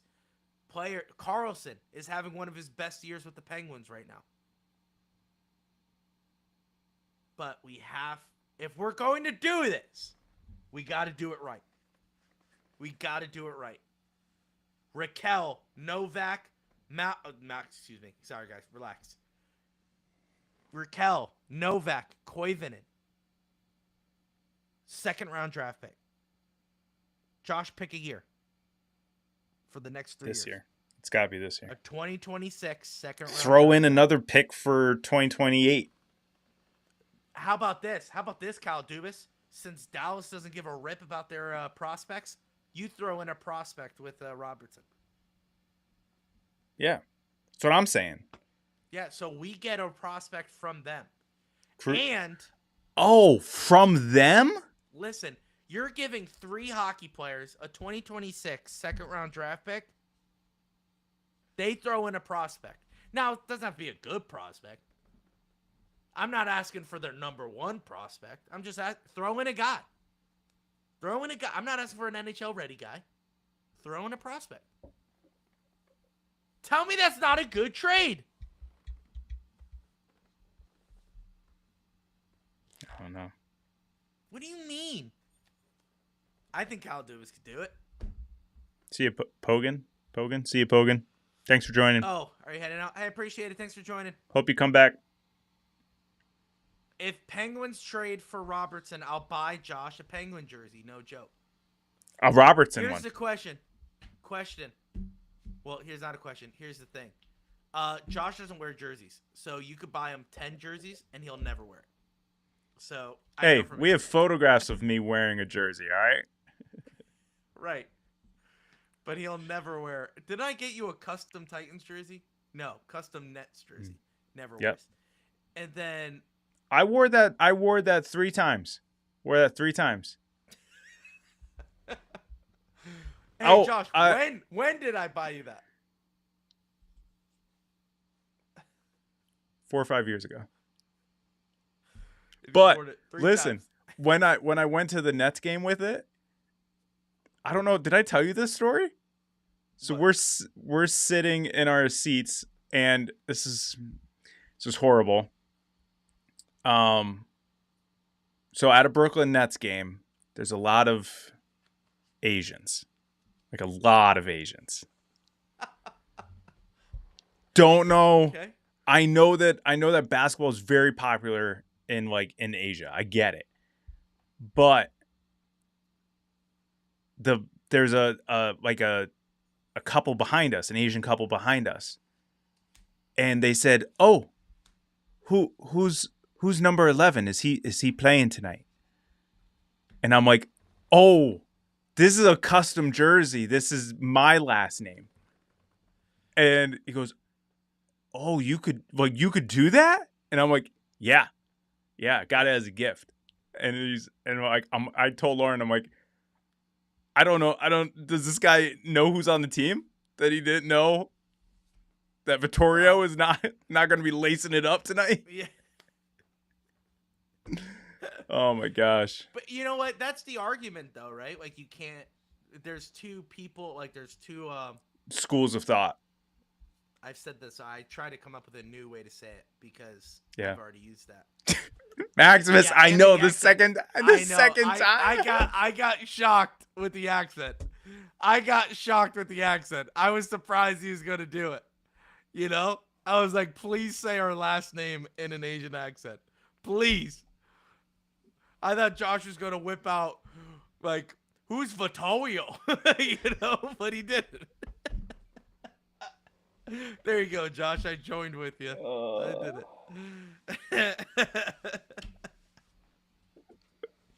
It's all right, guys. All right, we're okay. moving on. IR3K is That going to was so buy Louis a jersey. Yeah, I'll wear it. Caleb Jones got hurt again, I heard. Oh, area is are that you from? serious? I don't know what he's referring to. Which area? Yeah. Maybe the so accent. he Maybe got hurt. Maybe he's still talking about the accent. Yeah. I don't know. It's it's Brooklyn. So what I'm hearing is Pens fans need to flood the arena with Robertson jerseys to send Dubas a message. I don't know. Here's what we need. How about we just send Dubas messages? He's on Twitter. And he reads them. Every now and then he'll like something random. Yeah. And it's so obscure. It's like, wow, this team is really coming together, and he likes it, you know? And then he won't. Well, because that's him. Another... He did that. I know. Yeah. He's like, yeah. Moving on 90 minutes in. All right, calm down. Relax. But if anyone puts out a tweet about Robertson and Dubas likes it, we know there's traction. But he won't, because he knows we stooges like us will be like, he liked it. He liked it. Which means he's trying to get Robertson. Maybe he would like Kyle it once Dubas the trade is done. Yeah, right. Yeah. What a masterclass by Dubas. Like, he would like that. Yeah. But he's not going he's not going to like a tweet like Pittsburgh is going after Robertson, and then he's going to like it. That just confirms, yeah, that's exactly what he's doing. Josh did a racist Asian accent. You missed it. Don't worry, I did it too. It's okay. You go back, you can clip it. Don't clip Don't get it. Don't clip it. But we do need to clip the Robertson trade. There is traction. He's in on, I don't know. So per, what's his face? Saravelli? Frank? And also, what's the other one? Elliot Friedman. Elliot? He said there's a couple teams. Oh, no, that's for Anderson. Never mind. I'm an idiot. Ignore what I'm about to say. He said there's a couple teams on the East that are trying to go after Anderson. Guys, if Kyle Dubas gets Robertson, I'll get a Kyle Dubas jersey. What number are you getting? Number 1.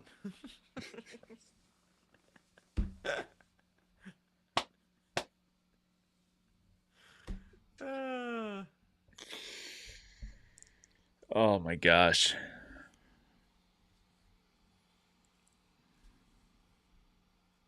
Okay. Josh, can you do an Irish accent? No. Like, all right, let's like be a honest Northern here. That Irish- wasn't even a good or remotely close Asian accent either. For like an Irish accent, you got to end everything with a question, you know? That's kind of how you have to do it. You know, that's good. That's Yeah. good. Yeah. Buy me a Dubas jersey. We can swap. Yeah, we'll take like a photo like they do at the end of football games. Yeah, I'll do that. That's the deal. You buy me Write a Robertson message on it jersey, too. and I'll buy you a Cal Dubas jersey. I'll sign it. You sign yours, Oh. and they'll make it look like Robertson signed and like Cal Dubas signed yours. But it's just ours. Oh, we don't care about the internet police. I think we've done a lot worse than Asian accents. Yeah. Other people have said worse and have just keep moving on. Although there was one who did it and their podcast got like shut down. Well, yeah. Well, I was referring to my reference earlier in the episode about Bill Zonin. That wasn't. Oh yes, that was. Yeah. Some would say that wasn't a good comment, even in a locker room. Do you like that? That was pretty good. That was pretty good. Maximus isn't wrong. What I called the Wicked Girls aliens, so I'm with you. Did you? I mean, that's not really. Like, yeah, but those Wicked fans though, they're like Swifties. You say anything wrong about them, yeah, that is. they true. come after you in hives. But if it's a sign and trade, you know it's starting with Raquel and a first, and then building from there. Dallas will not just gift him over without a first. Okay. I mean, I'm okay with the first if it gets Robertson. Well, not that Robertson is officially a Penguin. What's our PP looking? Okay, now that Robertson is officially. Well, Robertson's on power play 1. Move Malcolm down to second. And there you go. I was right. Wow, Louis right again.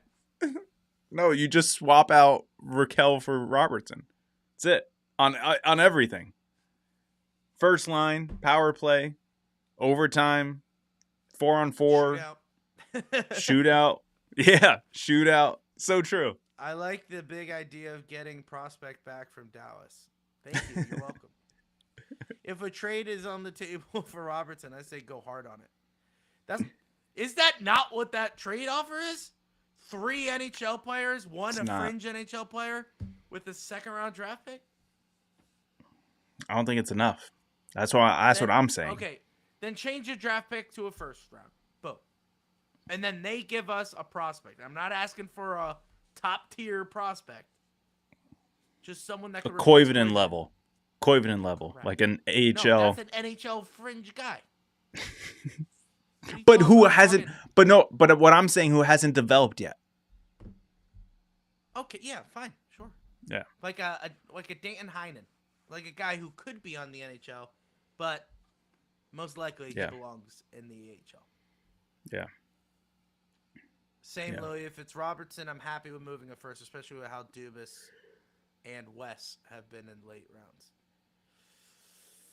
Yeah, I'm completely okay with moving heaven and earth to get Robertson. Can I have a hot take? Can I have a hot take and then we'll sign off? Is it another Asian accent? No, Wes Clark is the guy he's referring to and is the draft guy, right? And apparently he's the guy who's getting all the praise for Ben Kindle because he was pounding the table for Ben Kindle in the first round. But all right, can we give him more than one draft before like we crown this guy as, draft GOAT? Right. So trade away his first round draft pick to Dallas for Robertson. Yeah. Yeah. Just that's right, IR 3K. Guy. Hey. Yeah, that's right. I don't know. Does Dallas need vibes? Because throw him in there.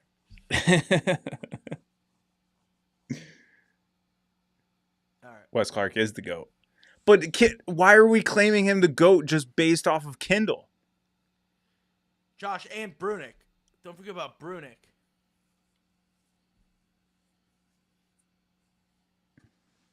Listen, I say Kyle Dubas is trying to turn Pittsburgh into Toronto, and we need a Robertson, just like they do. Sign it. Send it over. Send it in.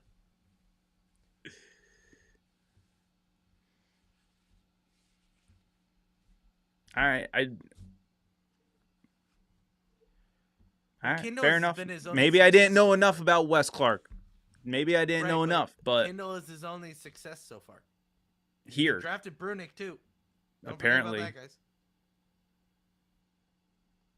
apparently here, though. And he drafted Nyes in second round. So, Horkoff was a good pickup. I'll say that. but was that a Dubas pick or a Wes Clark pick? That's what I'm saying. Who do we give these picks to? IR3 Who do- says bye. That's my question. Cruz Lucius?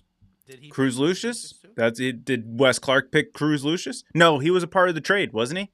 He was a part of the trade with Gensel. Ah, yeah. Brunick, Nyes, and the other kid playing Toronto making his debut. He just started making his debut. Wasn't Wes Clark? He's been gone too, right? For 2 years. That's crazy. That's like saying Brunick's not making his NHL debut for another 3 years. That's crazy. Hey, yeah, Cruz Lucius was a trade piece. Trade piece. Yeah, from Carolina. Hey guys, do you want to know the final score in football? I'm going to go 45-13. 45-12. 41-6. 49ers could not score a touchdown.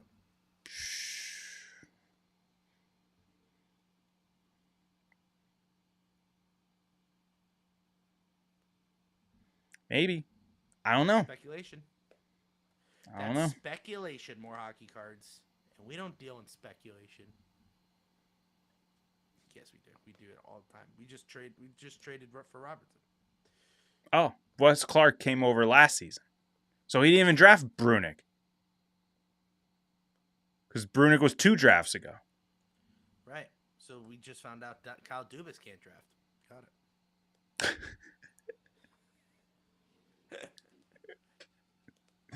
See, that's a joke.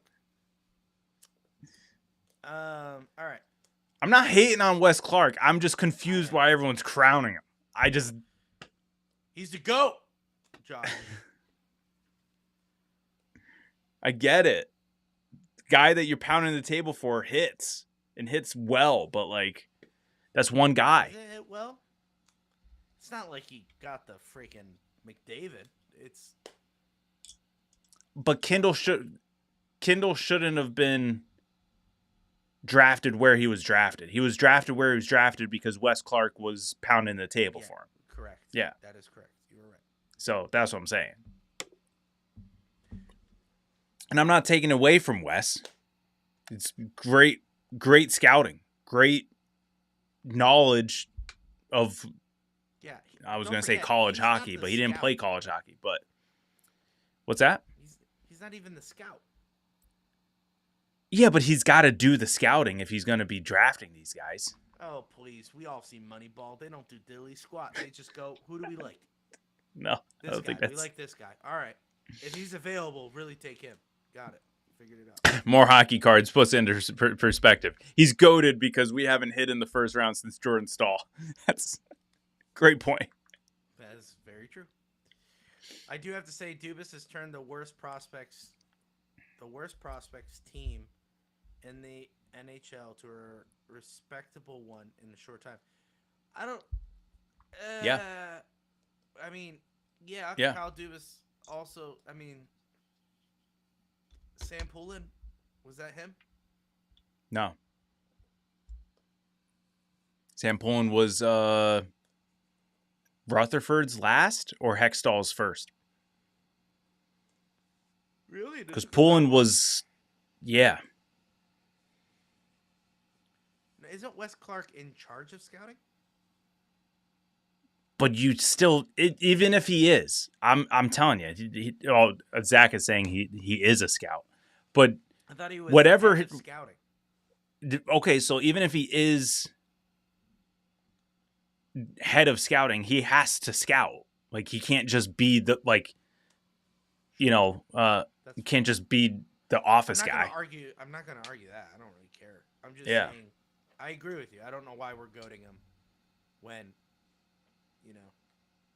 I mean, even look at Toronto. Who did he get? Toronto. Easton Cowan, drafted in 2023. Now is making his NHL debut. Well, they're saying Nyes as well. Okay.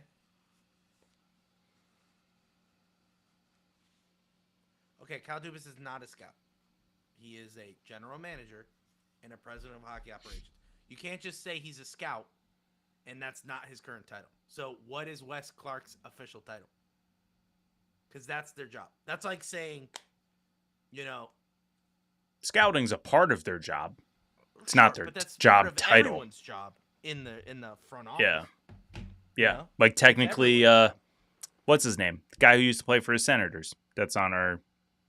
Yeah, he's the assistant general manager, and he's the general manager of the Wilkes-Barre Penguins. Yeah, but I mean, you can say he's a scout as well because you gotta know what you're looking for.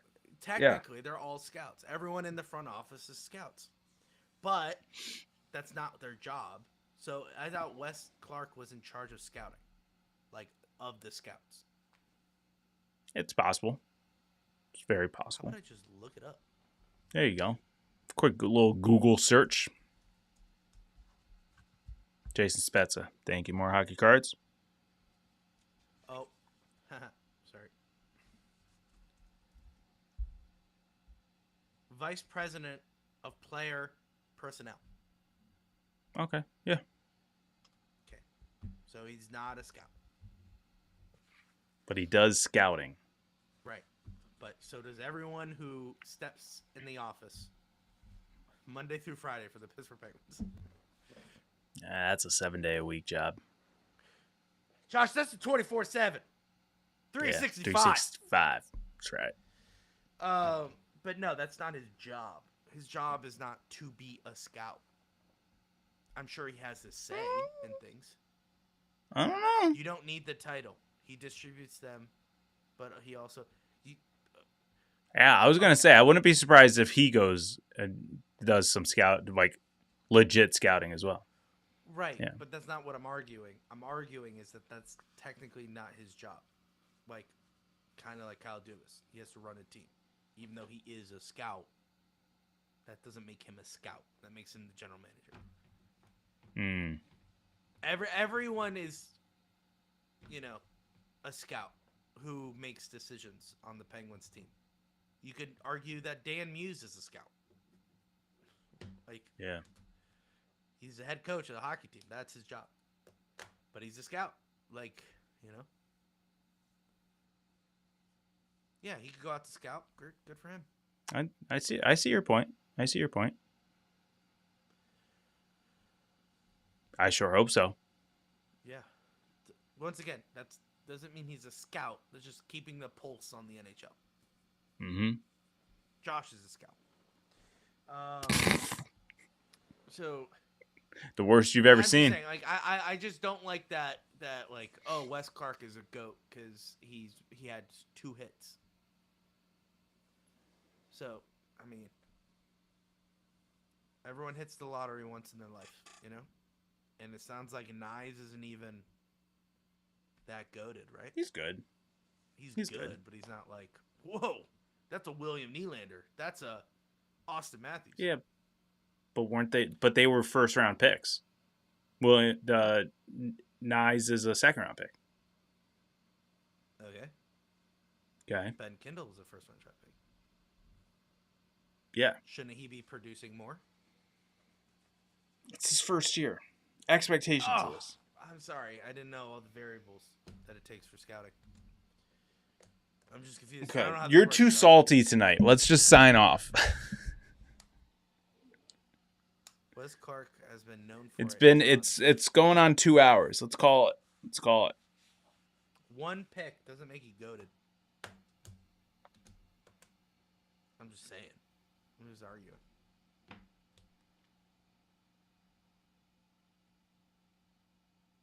Okay. Can't wait for Tristan Bras to make his debut in the NHL. Bros. And, right? He did make his debut, didn't he? Right, he did. No. Didn't he get Yeah. called up, but he never suited up? No, I think he got called up and suited up. He The did absolutely nothing. the 3-name guy, he got called up but never suited up. Henry Pinard or something like that. Yeah. And then he went to Wilkes-Barre and scored. Yeah. He was like, I'll show you. I would hope he's good at his job. He is good at his job. He is good at his job. Josh, even a blind squirrel finds a nut. No, stop. At least No, once he's in good a at his day. job. What's the... It's just there's levels. There's goated. There's good at your job. There's a difference. That's a big jump, though. I feel like there has to be something between that. Very good at your job. Louis has to be the most impatient person when it comes to prospects. No. I'm just saying you can't call someone really good at their job, and it takes 8 years for them to suit up in the National Hockey League. It sounds like they just got good on their own. You know what I'm saying? They just happen to be in your team. That's what I mean. When I pick a prospect and it's like, say, I don't know, Sam Poulin, you want them to be good eventually, right? You know? Or, you know, you guys are calling for Owen Pickering's head, but isn't he only been in the league for what? 3 years? 4? So, who's impatient, really? You guys want to trade Owen Pickering. 22? You guys want to trade Owen Pickering. I say no.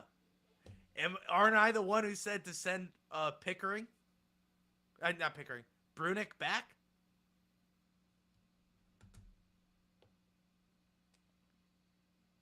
You're calling 2 years the same thing, bro?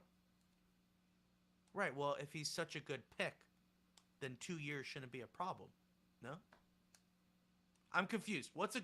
How can you be goated and pick a guy who can't suit up in the NHL for 5 years? To me, that's not a goated pick. To me, that's like wow, we have a really good development. You know, you're putting more trust in the development than you are in the prospect. Or, I guess you could twist it the other way as well. If it takes them 5 years to develop, is it a really good pick? Or do you just have a really good development kit? Do you know what I'm saying? That's why I think it's all crapshoot. Kindle, it's a great pick because he picked them this year. Yeah, and he's playing in and the he's National playing Hockey League. this year. Mm. Great, that's awesome. That's what you want to see. Yeah, but it's not that same. I mean, you could put Hurkov in that as well because realistically, he's going to be playing next year. Oh yeah, for sure. Yeah. Good pick. You draft for the talent. Right. I agree. So, wouldn't you want talent to be ready? Right. So, like Kendall, for example, you picked him because he was good. And now he's playing in the National Hockey League. If you pick a guy and he doesn't suit up for 5 years, that's not a really good pick.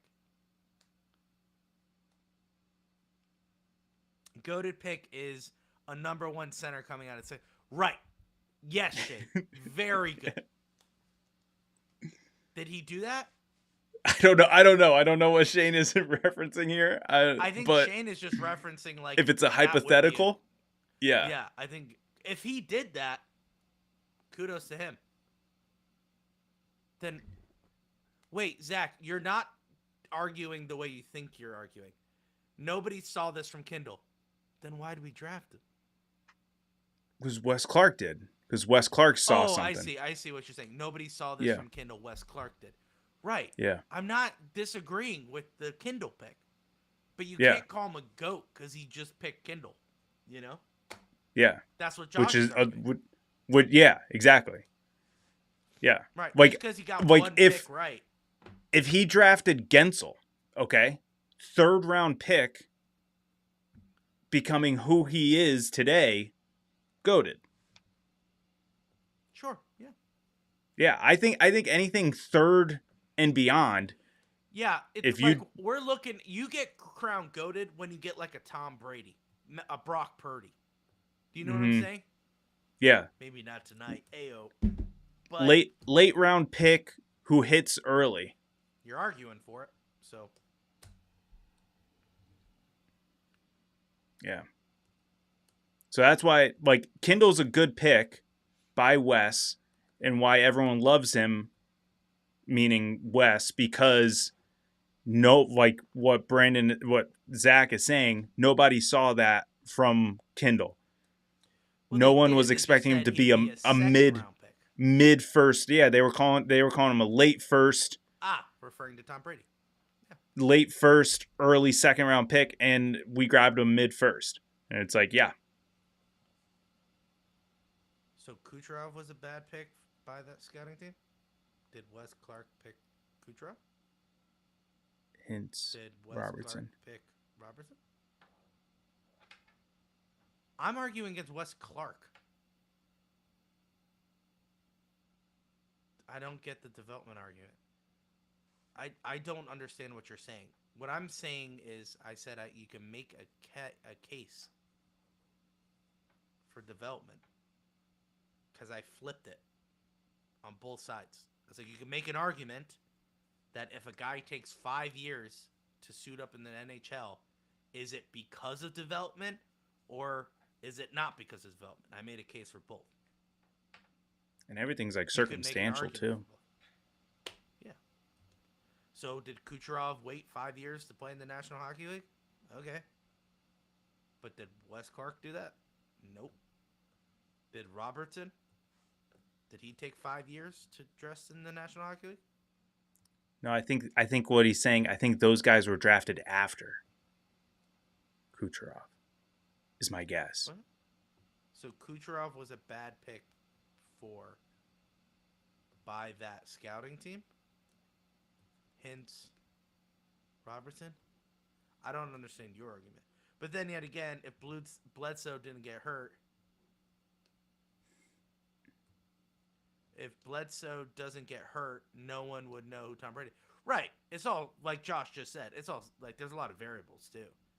You know, but Brock Purdy is probably a better argument because he was Mr. Irrelevant, last person in the draft.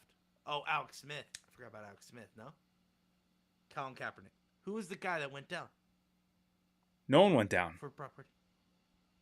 He just outplayed. They drafted 2 quarterbacks that draft. They drafted, I don't know. They drafted someone in the first round, and then they drafted Brock Purdy last pick. And then in training camp, it was like a Russell Wilson situation. And in training camp, he outplayed the first round pick guy. Okay, so then that does help. Yeah, I want a Brock Purdy story. I want a Brock Purdy. Like, that's a goated scouting pick. Yeah. But if you get them in the first round or second round and they take 5 years, yeah, I feel like that's not a goated.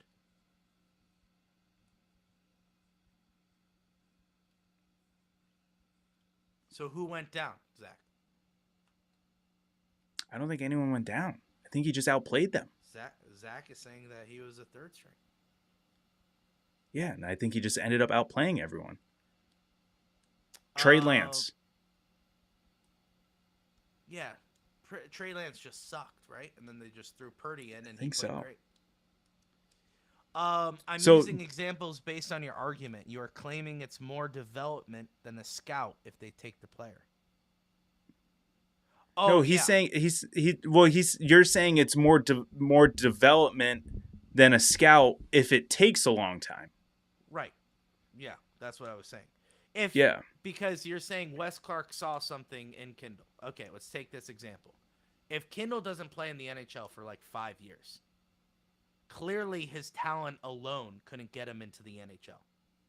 So he would have to develop to become that player. So, yeah, I'm right when it comes to that because it's development. Yeah. Because then you develop into a player that is NHL worthy. Otherwise, they would have just put him on the roster like Kindle. Make sense? Yeah.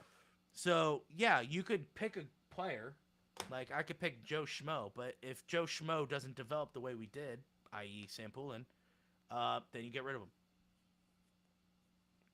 Yeah. Sam Poulin didn't develop the way they thought. So, And I think knows? I think wholeheartedly you do draft with your player development like in mind. Like you have to. Sure, Because yeah. like unless if you're getting a generational player, everyone's going to need development. Everyone. Just look at this upcoming draft. Gavin McKenna's going to need development. He's going to be the first overall pick, but he's going to need development. Absolutely. He's not the Crosby's, McDavid. Comparing him to that. So you think he's going back to what, Penn State? No.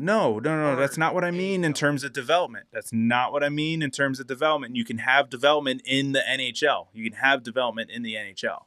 But Oh, okay. I was like, arguing against that. oh, you mean more development. Like Right. Like you AHL see, like or what you're back to saying juniors. is, where you're saying is kind of like, Brunick. Great example. I guess like Didn't work out. zoning. No, like zoning. Sure. Because Yeah, he he's gonna didn't take a even, while. he didn't even get a shot. He didn't even get a shot in the NHL. But neither did Horkoff. But I think that's because of the way the NCAA is set up. Either one. You see the talent is there, but needs development. But like my argument is like when you're drafting these guys, you're drafting them based off of your development team that's right there in the NHL. Sure, yeah. So No, that's a you're drafting with, that's what I'm saying, like Gavin McKenna, they're drafting him and saying, okay, well, with our development team here in NHL, he's going to take that next step, as opposed to like what he is at Penn State right now. I still think he goes first. I still think he goes first. He goes first, but I think he's gonna pull a. I'm staying one more year. I'm not going to the NHL. Interesting. That's what I think. Oh, do you think Horkoff goes back to the Michigan? I think he's ready to play now, but there are only 2 players in the NHL from this draft, and one is Kindle. That's insane. Yeah, the other's Shaver, right? Yeah, first overall pick. Yeah. Right. But Bedard is developing in the NHL. He's a franchise player, but I don't know if he's developing in NHL. I feel like this is a case of I think so. Team not building around a franchise player. Do you know what I'm saying? But individually he's getting better every year though. Individually, he's getting better. So that's development through Chicago. Sure. I guess. Yeah. And it's all due. Oh, I can't say it because I don't remember his name.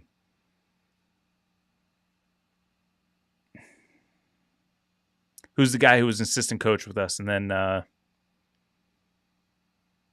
he went over to Chicago when Sullivan got fired. Oh, jeez. We wanted to have him have a shot at the head coach, but he didn't even get an interview. I know who you're talking about. I don't know. Anyway, that guy. Yeah. I was trying to make a joke that like it's all because of him, but oh, I see. it's. Horkoff needs time. His skating is not great. He was mid in the World Juniors, and when he didn't have Haig. Isn't that what they said about McGroarty? Yeah, I mean McGroarty is pretty good. Also, that's what we're saying. See, McGroarty was good at World Juniors. Yeah, McGroarty was a captain, my guy. He was the guy that's true.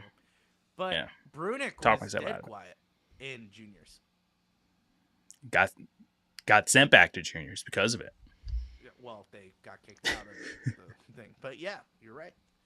But my thing is like, why did we see? This is an argument that I think is in my favor.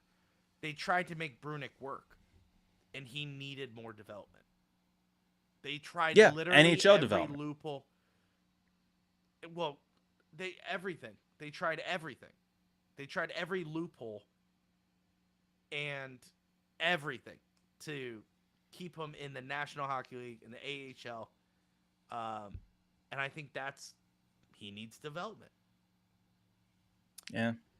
All right. Horkoff plays on a stacked Michigan team, which elevates his numbers. No one brings that up. Kind of like Evgeny Malkin, right?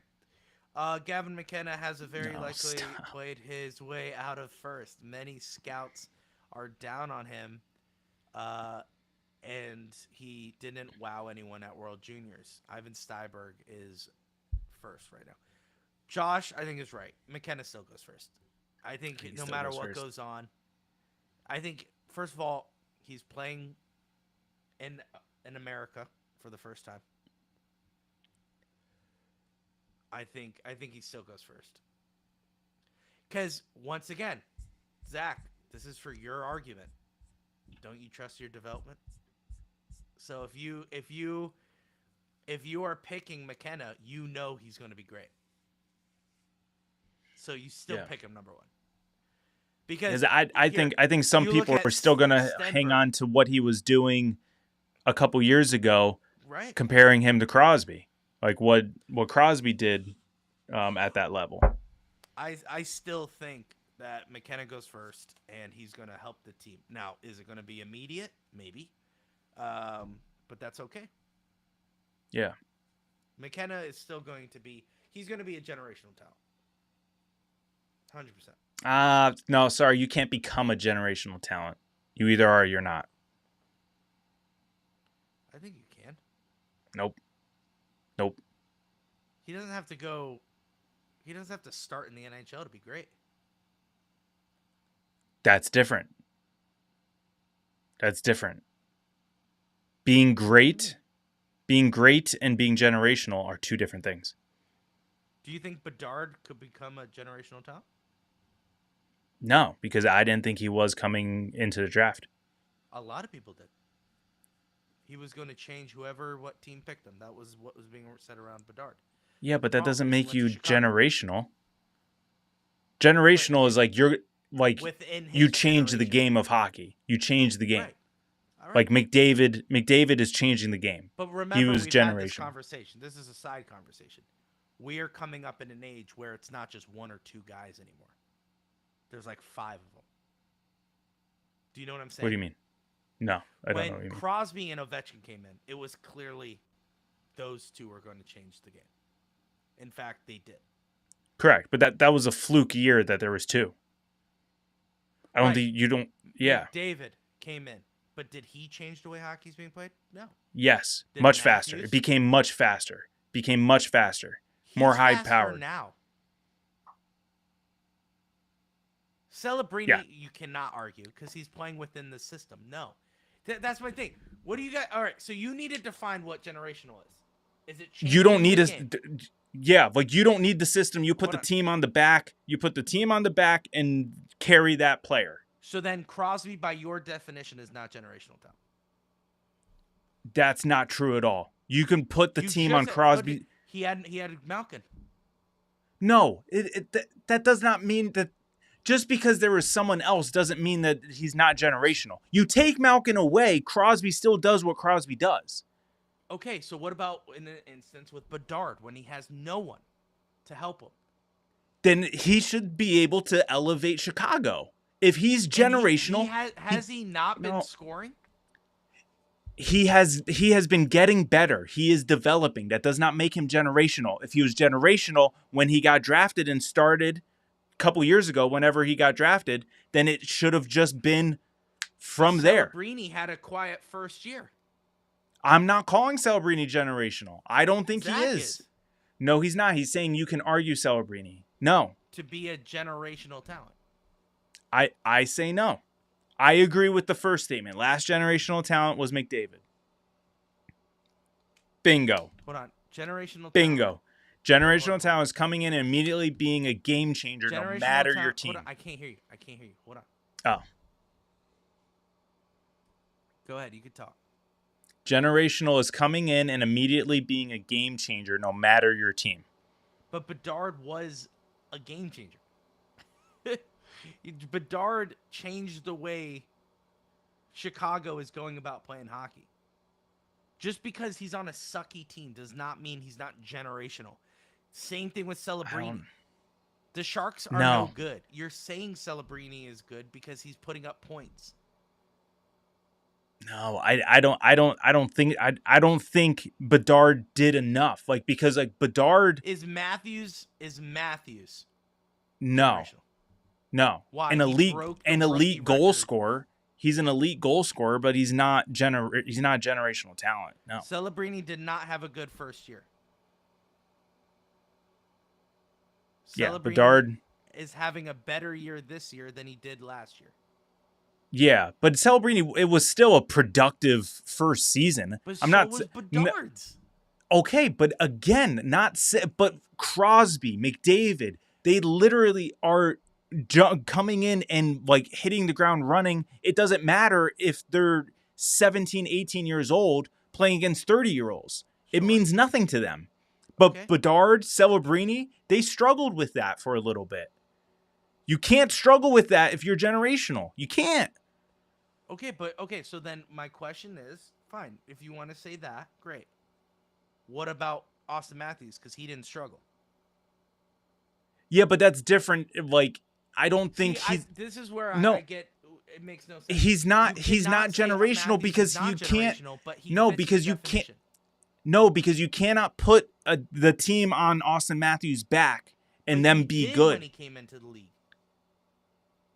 That's the thing. I don't think you understand. Matthews lit up the lamp when he came in.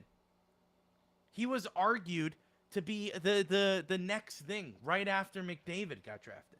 And he has the current record of most points in his rookie debut. He made an impact as soon as he came in. He scored goals.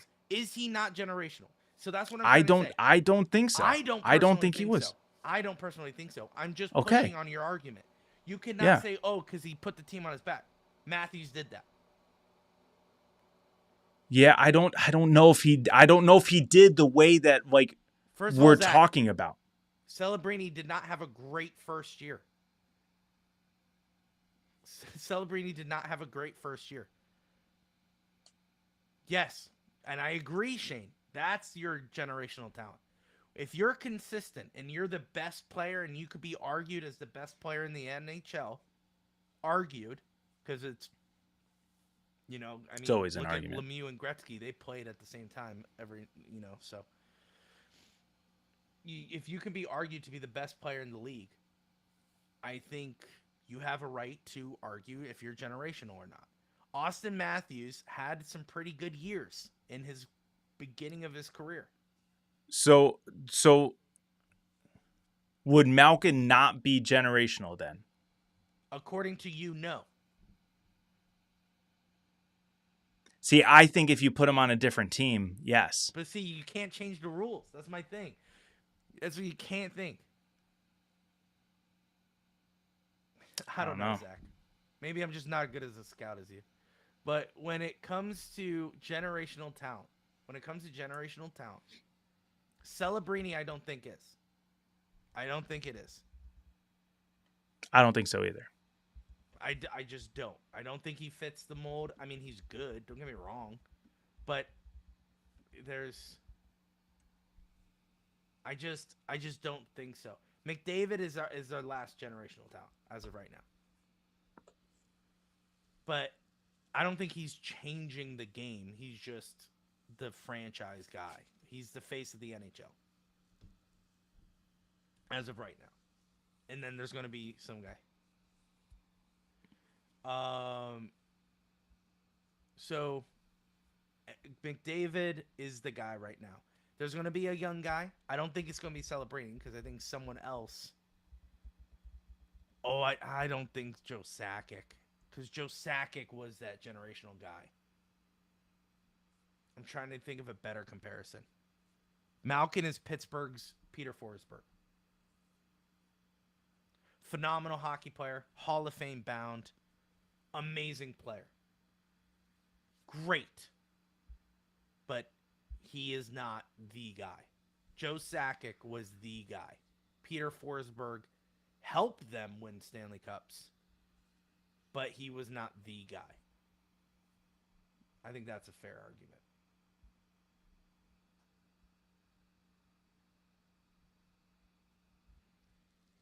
I don't know. Yeah. Celbrini's first year numbers are about the same as McDavid's. Okay. What about Austin Matthews? His first years was incredible. I don't know. I just But no, like see, I that's my don't. point. That's what I'm trying to push back on.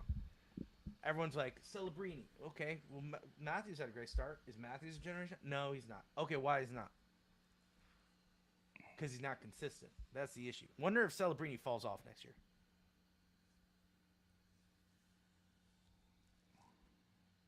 I guess.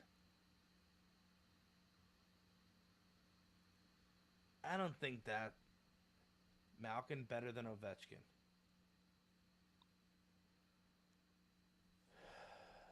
I mean, no. I don't know. Early Ovechkin was Early Ovechkin. that like, was special. Yeah. Yeah, I'm going to say no to that. Malkin will always be the second greatest Russian player. But that's it.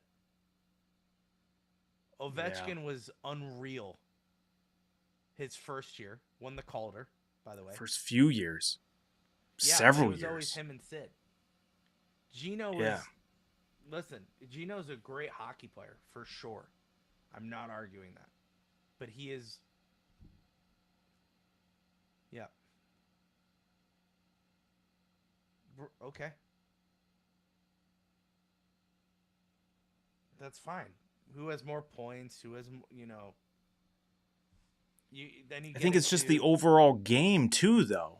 Like, I know they're two different players. Like, Malkin's technically a center. But Ovechkin, I feel like in his early years was a 200-foot player. I don't remember Malkin being a 200-foot player. I just don't. No, like I said, young Gino was a beast. Yeah, he was Yeah. a great hockey player. Yeah. And he has aged better than Ovechkin, for sure. Yeah. For Especially sure. this year. Especially this year. Bounce back for sure. Yeah. Me too, Maximus. Me too, Maximus. Yeah, we probably should have got off, but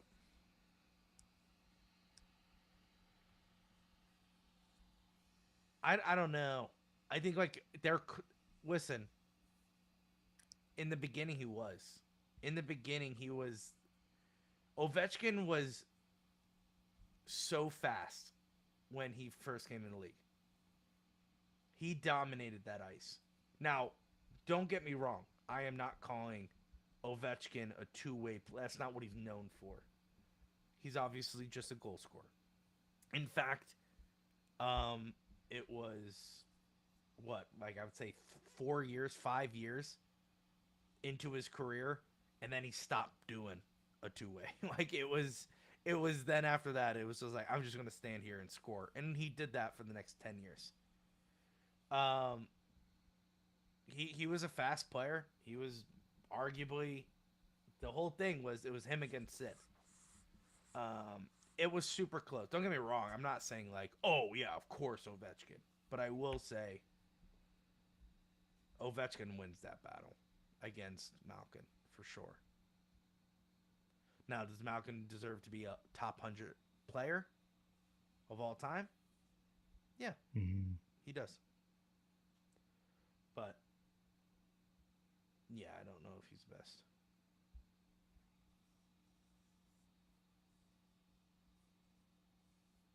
Are you arguing against yourself?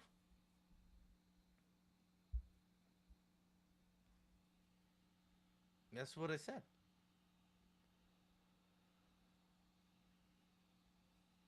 I said it wasn't until his fifth, around that year, fifth, sixth year, when he started getting a little older, maybe late 20s, he started just kind of packing it in and just scoring from that spot. He wasn't a two-way. He was a cherry picker. That was around like middle 20s, late 20s, while Crosby was still doing a two-way player. Yeah, I would agree.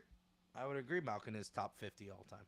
You could make an argument that he's top 25 of all time. My question is, when McDavid's legs start to go, is he still as dominant? I don't think you'll ever see a player with the hockey smarts like Sid again. Zach, that was the most smart thing you said all day. Yeah. The only thing to McDavid's game is that he's super fast.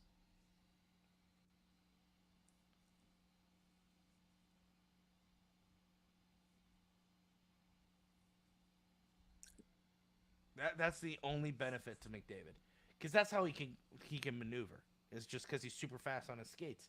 Now, if he doesn't maintain that, he's gonna become, and that he's gonna score. Don't get me wrong. It's not like he's gonna fall off the face of the earth. But he's not going to be like the dominant one, in the NHL, like he is now. Guys. Even though I say that, and now it's all about longevity now. All the guys are going to play until their 40s now. So, that's what we're going to see. Your prime of your career is now like late 20s. Yeah. It's crazy. Who do you have winning tomorrow? What do we got? We got, who's the football games, Josh? And then You mean today? I see. Josh is getting a little frustrated. Today's game. Or are you talking about the Pens game tomorrow? That's a good one, Josh. Might as well watch the Australian Open since we're up. That doesn't start today, does it? Yeah, Sunday. Don't they? Monday. They're all starting on Sunday now. Ew. Yeah, see, Josh? Idiot. Oh, okay, so Texas and Patriots. Josh, say it with me. Who do we have? Patriots. Rams and Bears. Say it Rams. With me. Who we got? Rams. But my only concern with the Rams, I was talking about this with a guy at work. I want the Rams, but I feel like the Bears are going to win because it's going to be freaking cold. And yes, as the game goes on, you kind of become numb to it. It's just whatever. But it's still LA coming to Chicago. I just don't know. Don't know if I could do it. Don't know if I can confidently say Rams. So Maximus is picking the Bears. I think the Bears, they have a shot. They have a shot. And this is what I said about the Rams-Bears game. It's going to be the same thing as the Rams-Eagles game last year in the snow. It's going to be Rams are going to hang on, but the cold weather team is going to win. That's what I think is going to happen. I think it's going to be a blowout. I think you're going to see the Bears mess up a lot. You're going to see the Bears fumble the ball, intercept. I think the Rams are going to come in there and just absolutely wreck the Bears. Maybe. But you know what? Don't listen to me because I've lost every single pick to time traveler. So, I don't know. Yeah. I don't know. Oh, they're having their own little conversation. Oh, please pack on 20 pounds. That would be sick for Kindle. That'd be sick. Yeah. And I don't know if he'll grow 6 inches. I think he's done growing. Maybe an inch or two. Yeah, but he's not like 16. I don't think he's 18, so it's most likely this is what we're getting. And he's also not like a freak. Like basketball players, they keep growing until they're like 22 because like they're just always tall. like Victor Wembanyama is, I think they're now saying he's 7'8". He came into the league. Still growing? Yeah. Came into the league at like 7'4". So like he grew 4 inches in 2 years. It's nuts. Wow. But yeah, I think maybe growing another like 3 inches, pack on 20 pounds, most of that being in your legs of being muscle. Oh, Kendall could be. I think if Kendall just works on his legs, like you said, Yeah. he's gonna be. And I'm not talking about speed. I'm saying if he can't be pushed around. Yeah, exactly. That's why Sid is so dominant with the puck in the corners. Yeah. Dude's freaking tree trunks for legs. Can't Yeah. push him over. Kendall and Jason Robertson. Just you wait. Josh, I think we're nailing it. Yeah. I don't think Kendall will be an elite center, but I think he's going to be our one center for sure. I don't know. Post Sid? Yeah, second line. I think we're gonna get someone better. Just wait. Really? Yeah. Okay. I'm not saying Kendall's bad. I'm just saying like Kendall. No, yeah. To the Malkin role. Yeah. Okay. Yeah. Gavin McKenna. Jason Robertson. He's a winger, but yeah. Yeah, it doesn't mean he's got to be on the first line. Just because Roberts. Well, then who's our 1C? I don't know. Whoever we find. When we re-sign Malkin for 5 years, Josh.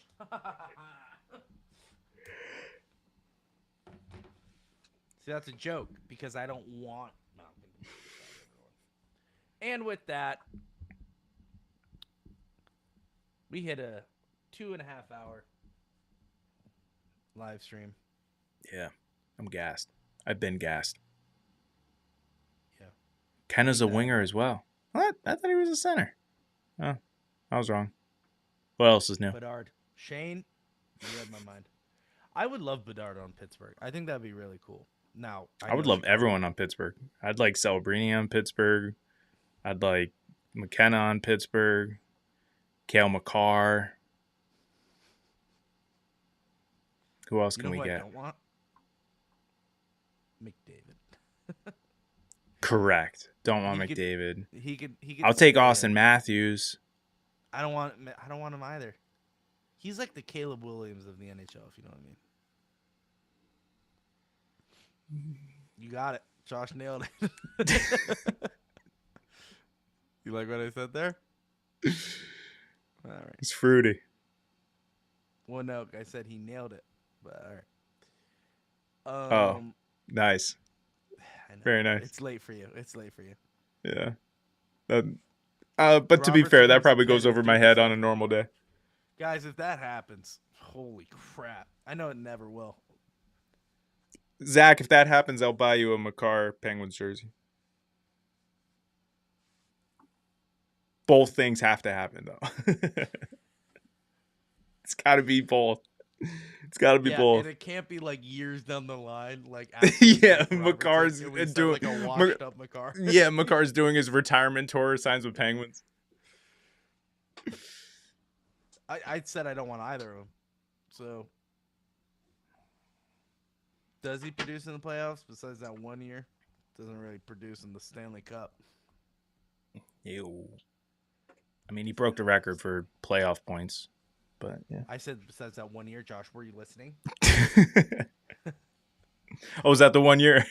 That's the 1 year. Yeah, when he broke the record. And the NHL was like, you'll give him, even though Bobrovsky played phenomenal. They were like, we'll give it to him because he broke a record. Get out of here. Was that just last year or the year before? It was the year before. It was the first. Yeah, it was the first year. Yeah. And then they came back and they lost it again. I hope they go back and lose it again.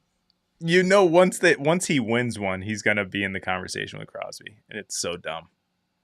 Josh, he's already in the conversation with Crosby, and it makes me mad now. Yeah.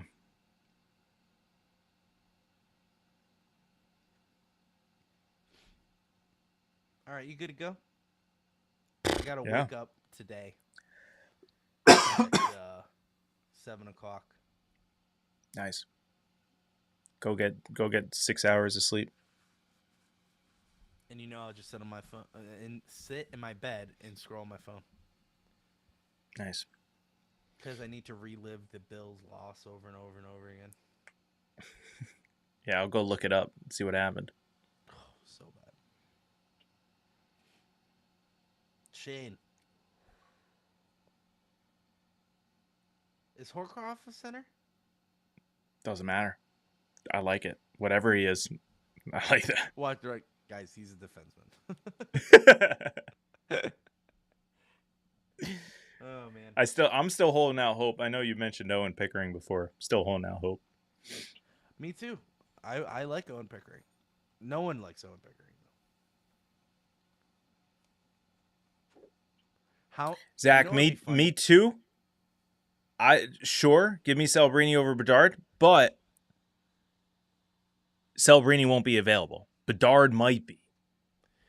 I don't think, but they're holding on hope that he is the long-term solution, and he is. He is. For Chicago. He is. The problem is he hates his life right now. Yeah. Horkoff is a winger. Screw the Sharks. Yeah, you know what's funny about the Sharks, though? I don't see them winning anything with all that talent.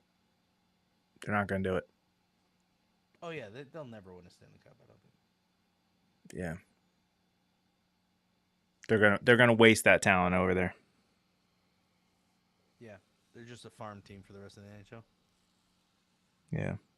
We Same say thing with that, Chicago. but that's how we won our 2016 Cup. I'm telling you, we've won all of our cups because we have Crosby. You take away Crosby, we're Josh, nothing. we faced the Sharks in 2016. Yeah. Everyone knew who was going to win that. I don't know. They were hyping that up because it was like the old guy team. Yeah, it was Pavelski, Joe Thornton, Pavelski, Thornton. Yeah.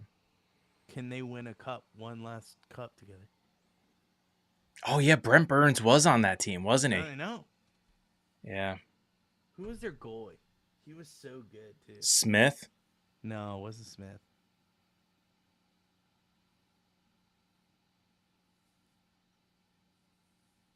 Pretty sure it was Smith. Could be.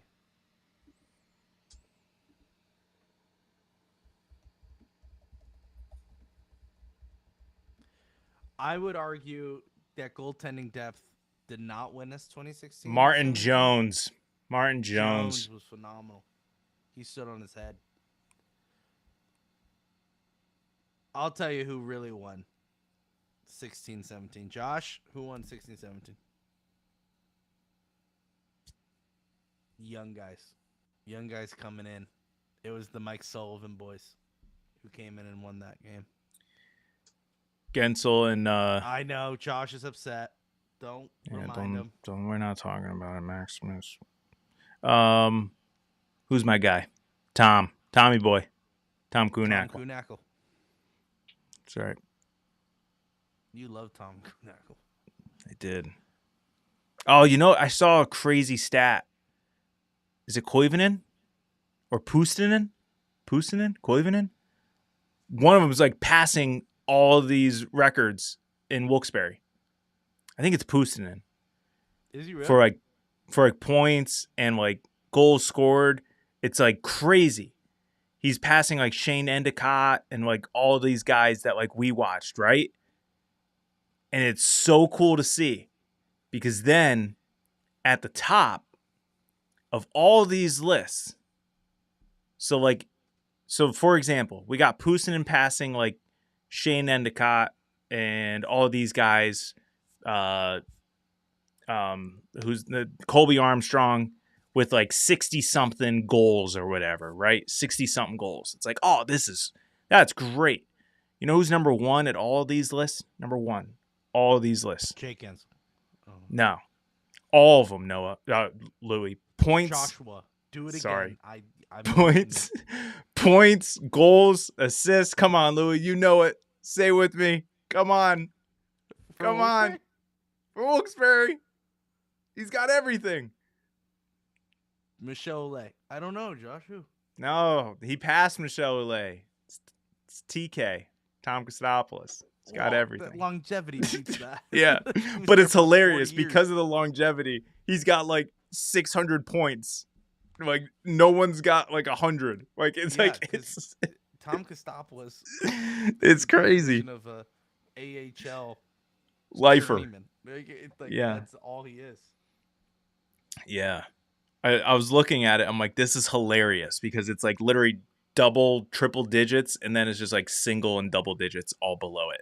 Just because literally no one can catch him at all. Mm-hmm. It's so good. I'll find it and TK send is it to you. great. And now he's part of the Penguins. Is he still? Yeah. Hmm. He's like a development guy. I know he was Isn't 2 Matt years Cullen ago. Still part of the team too? That's what I'm saying. I don't know if they still are. I thought that was like a one-time thing that they did that. I'm gonna look Like it up 2 right years now. ago it was TK. Last year it was Matt Cullen. I don't know if they still are. Hockey operations development coach for the Pittsburgh Penguins. Matt Cullen or TK? Matt Cullen. Nice.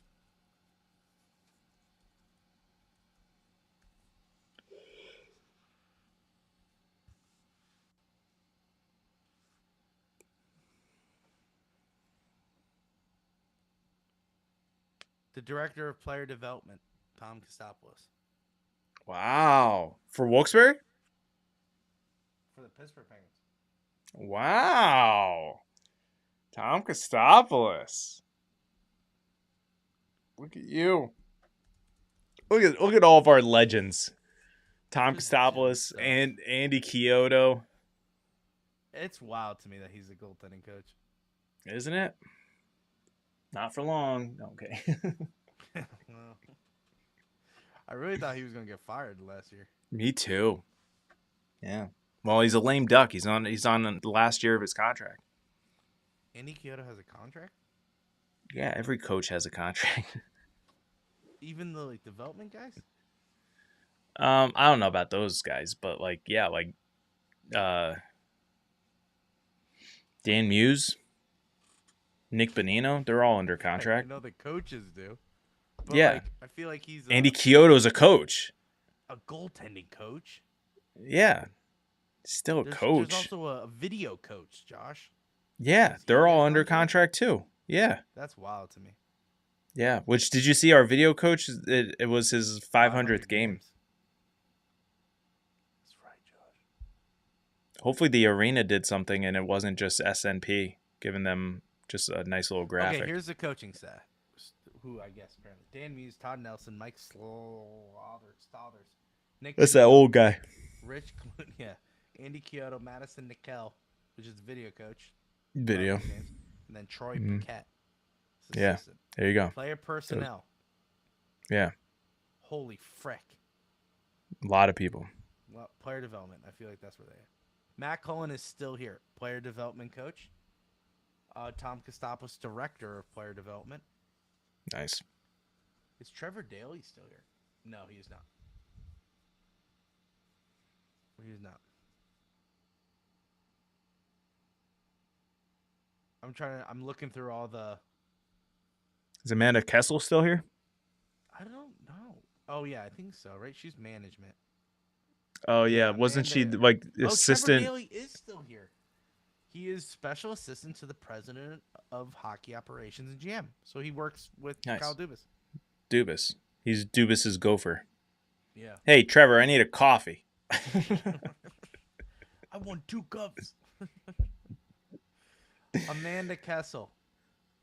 She is the director of minor league operations and assistant general manager for the Wilkes-Barre Scranton Penguins.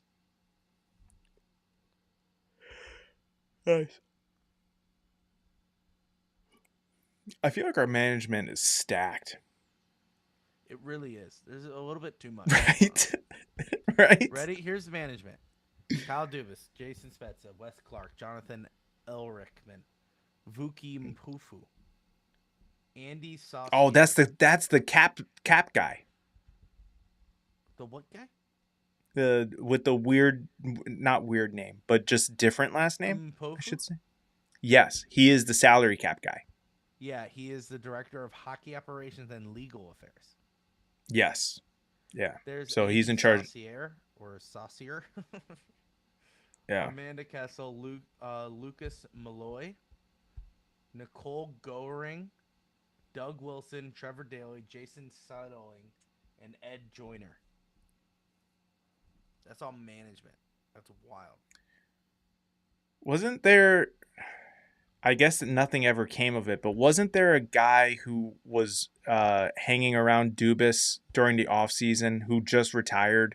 He was wearing a Pittsburgh hat, and everyone thought we were going to hire him as like one of those things, but I don't think it ever happened. I want to say it was Joe Pavelski. We didn't hire Joe Pavelski. No, I know we didn't. I know we didn't end up hiring him, but he was like hanging out with like. I think he was hanging out with. This. Yeah, you're right. Yeah. It was one Right? of the players. Yeah. Yeah.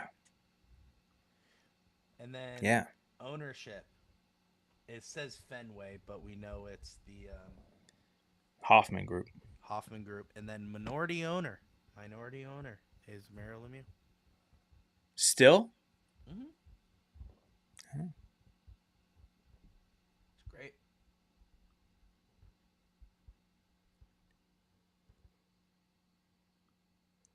All right. Good to Let's know, rock and everyone. roll. Have a good night. I might just leave. Okay, bye, guys. You have a great. See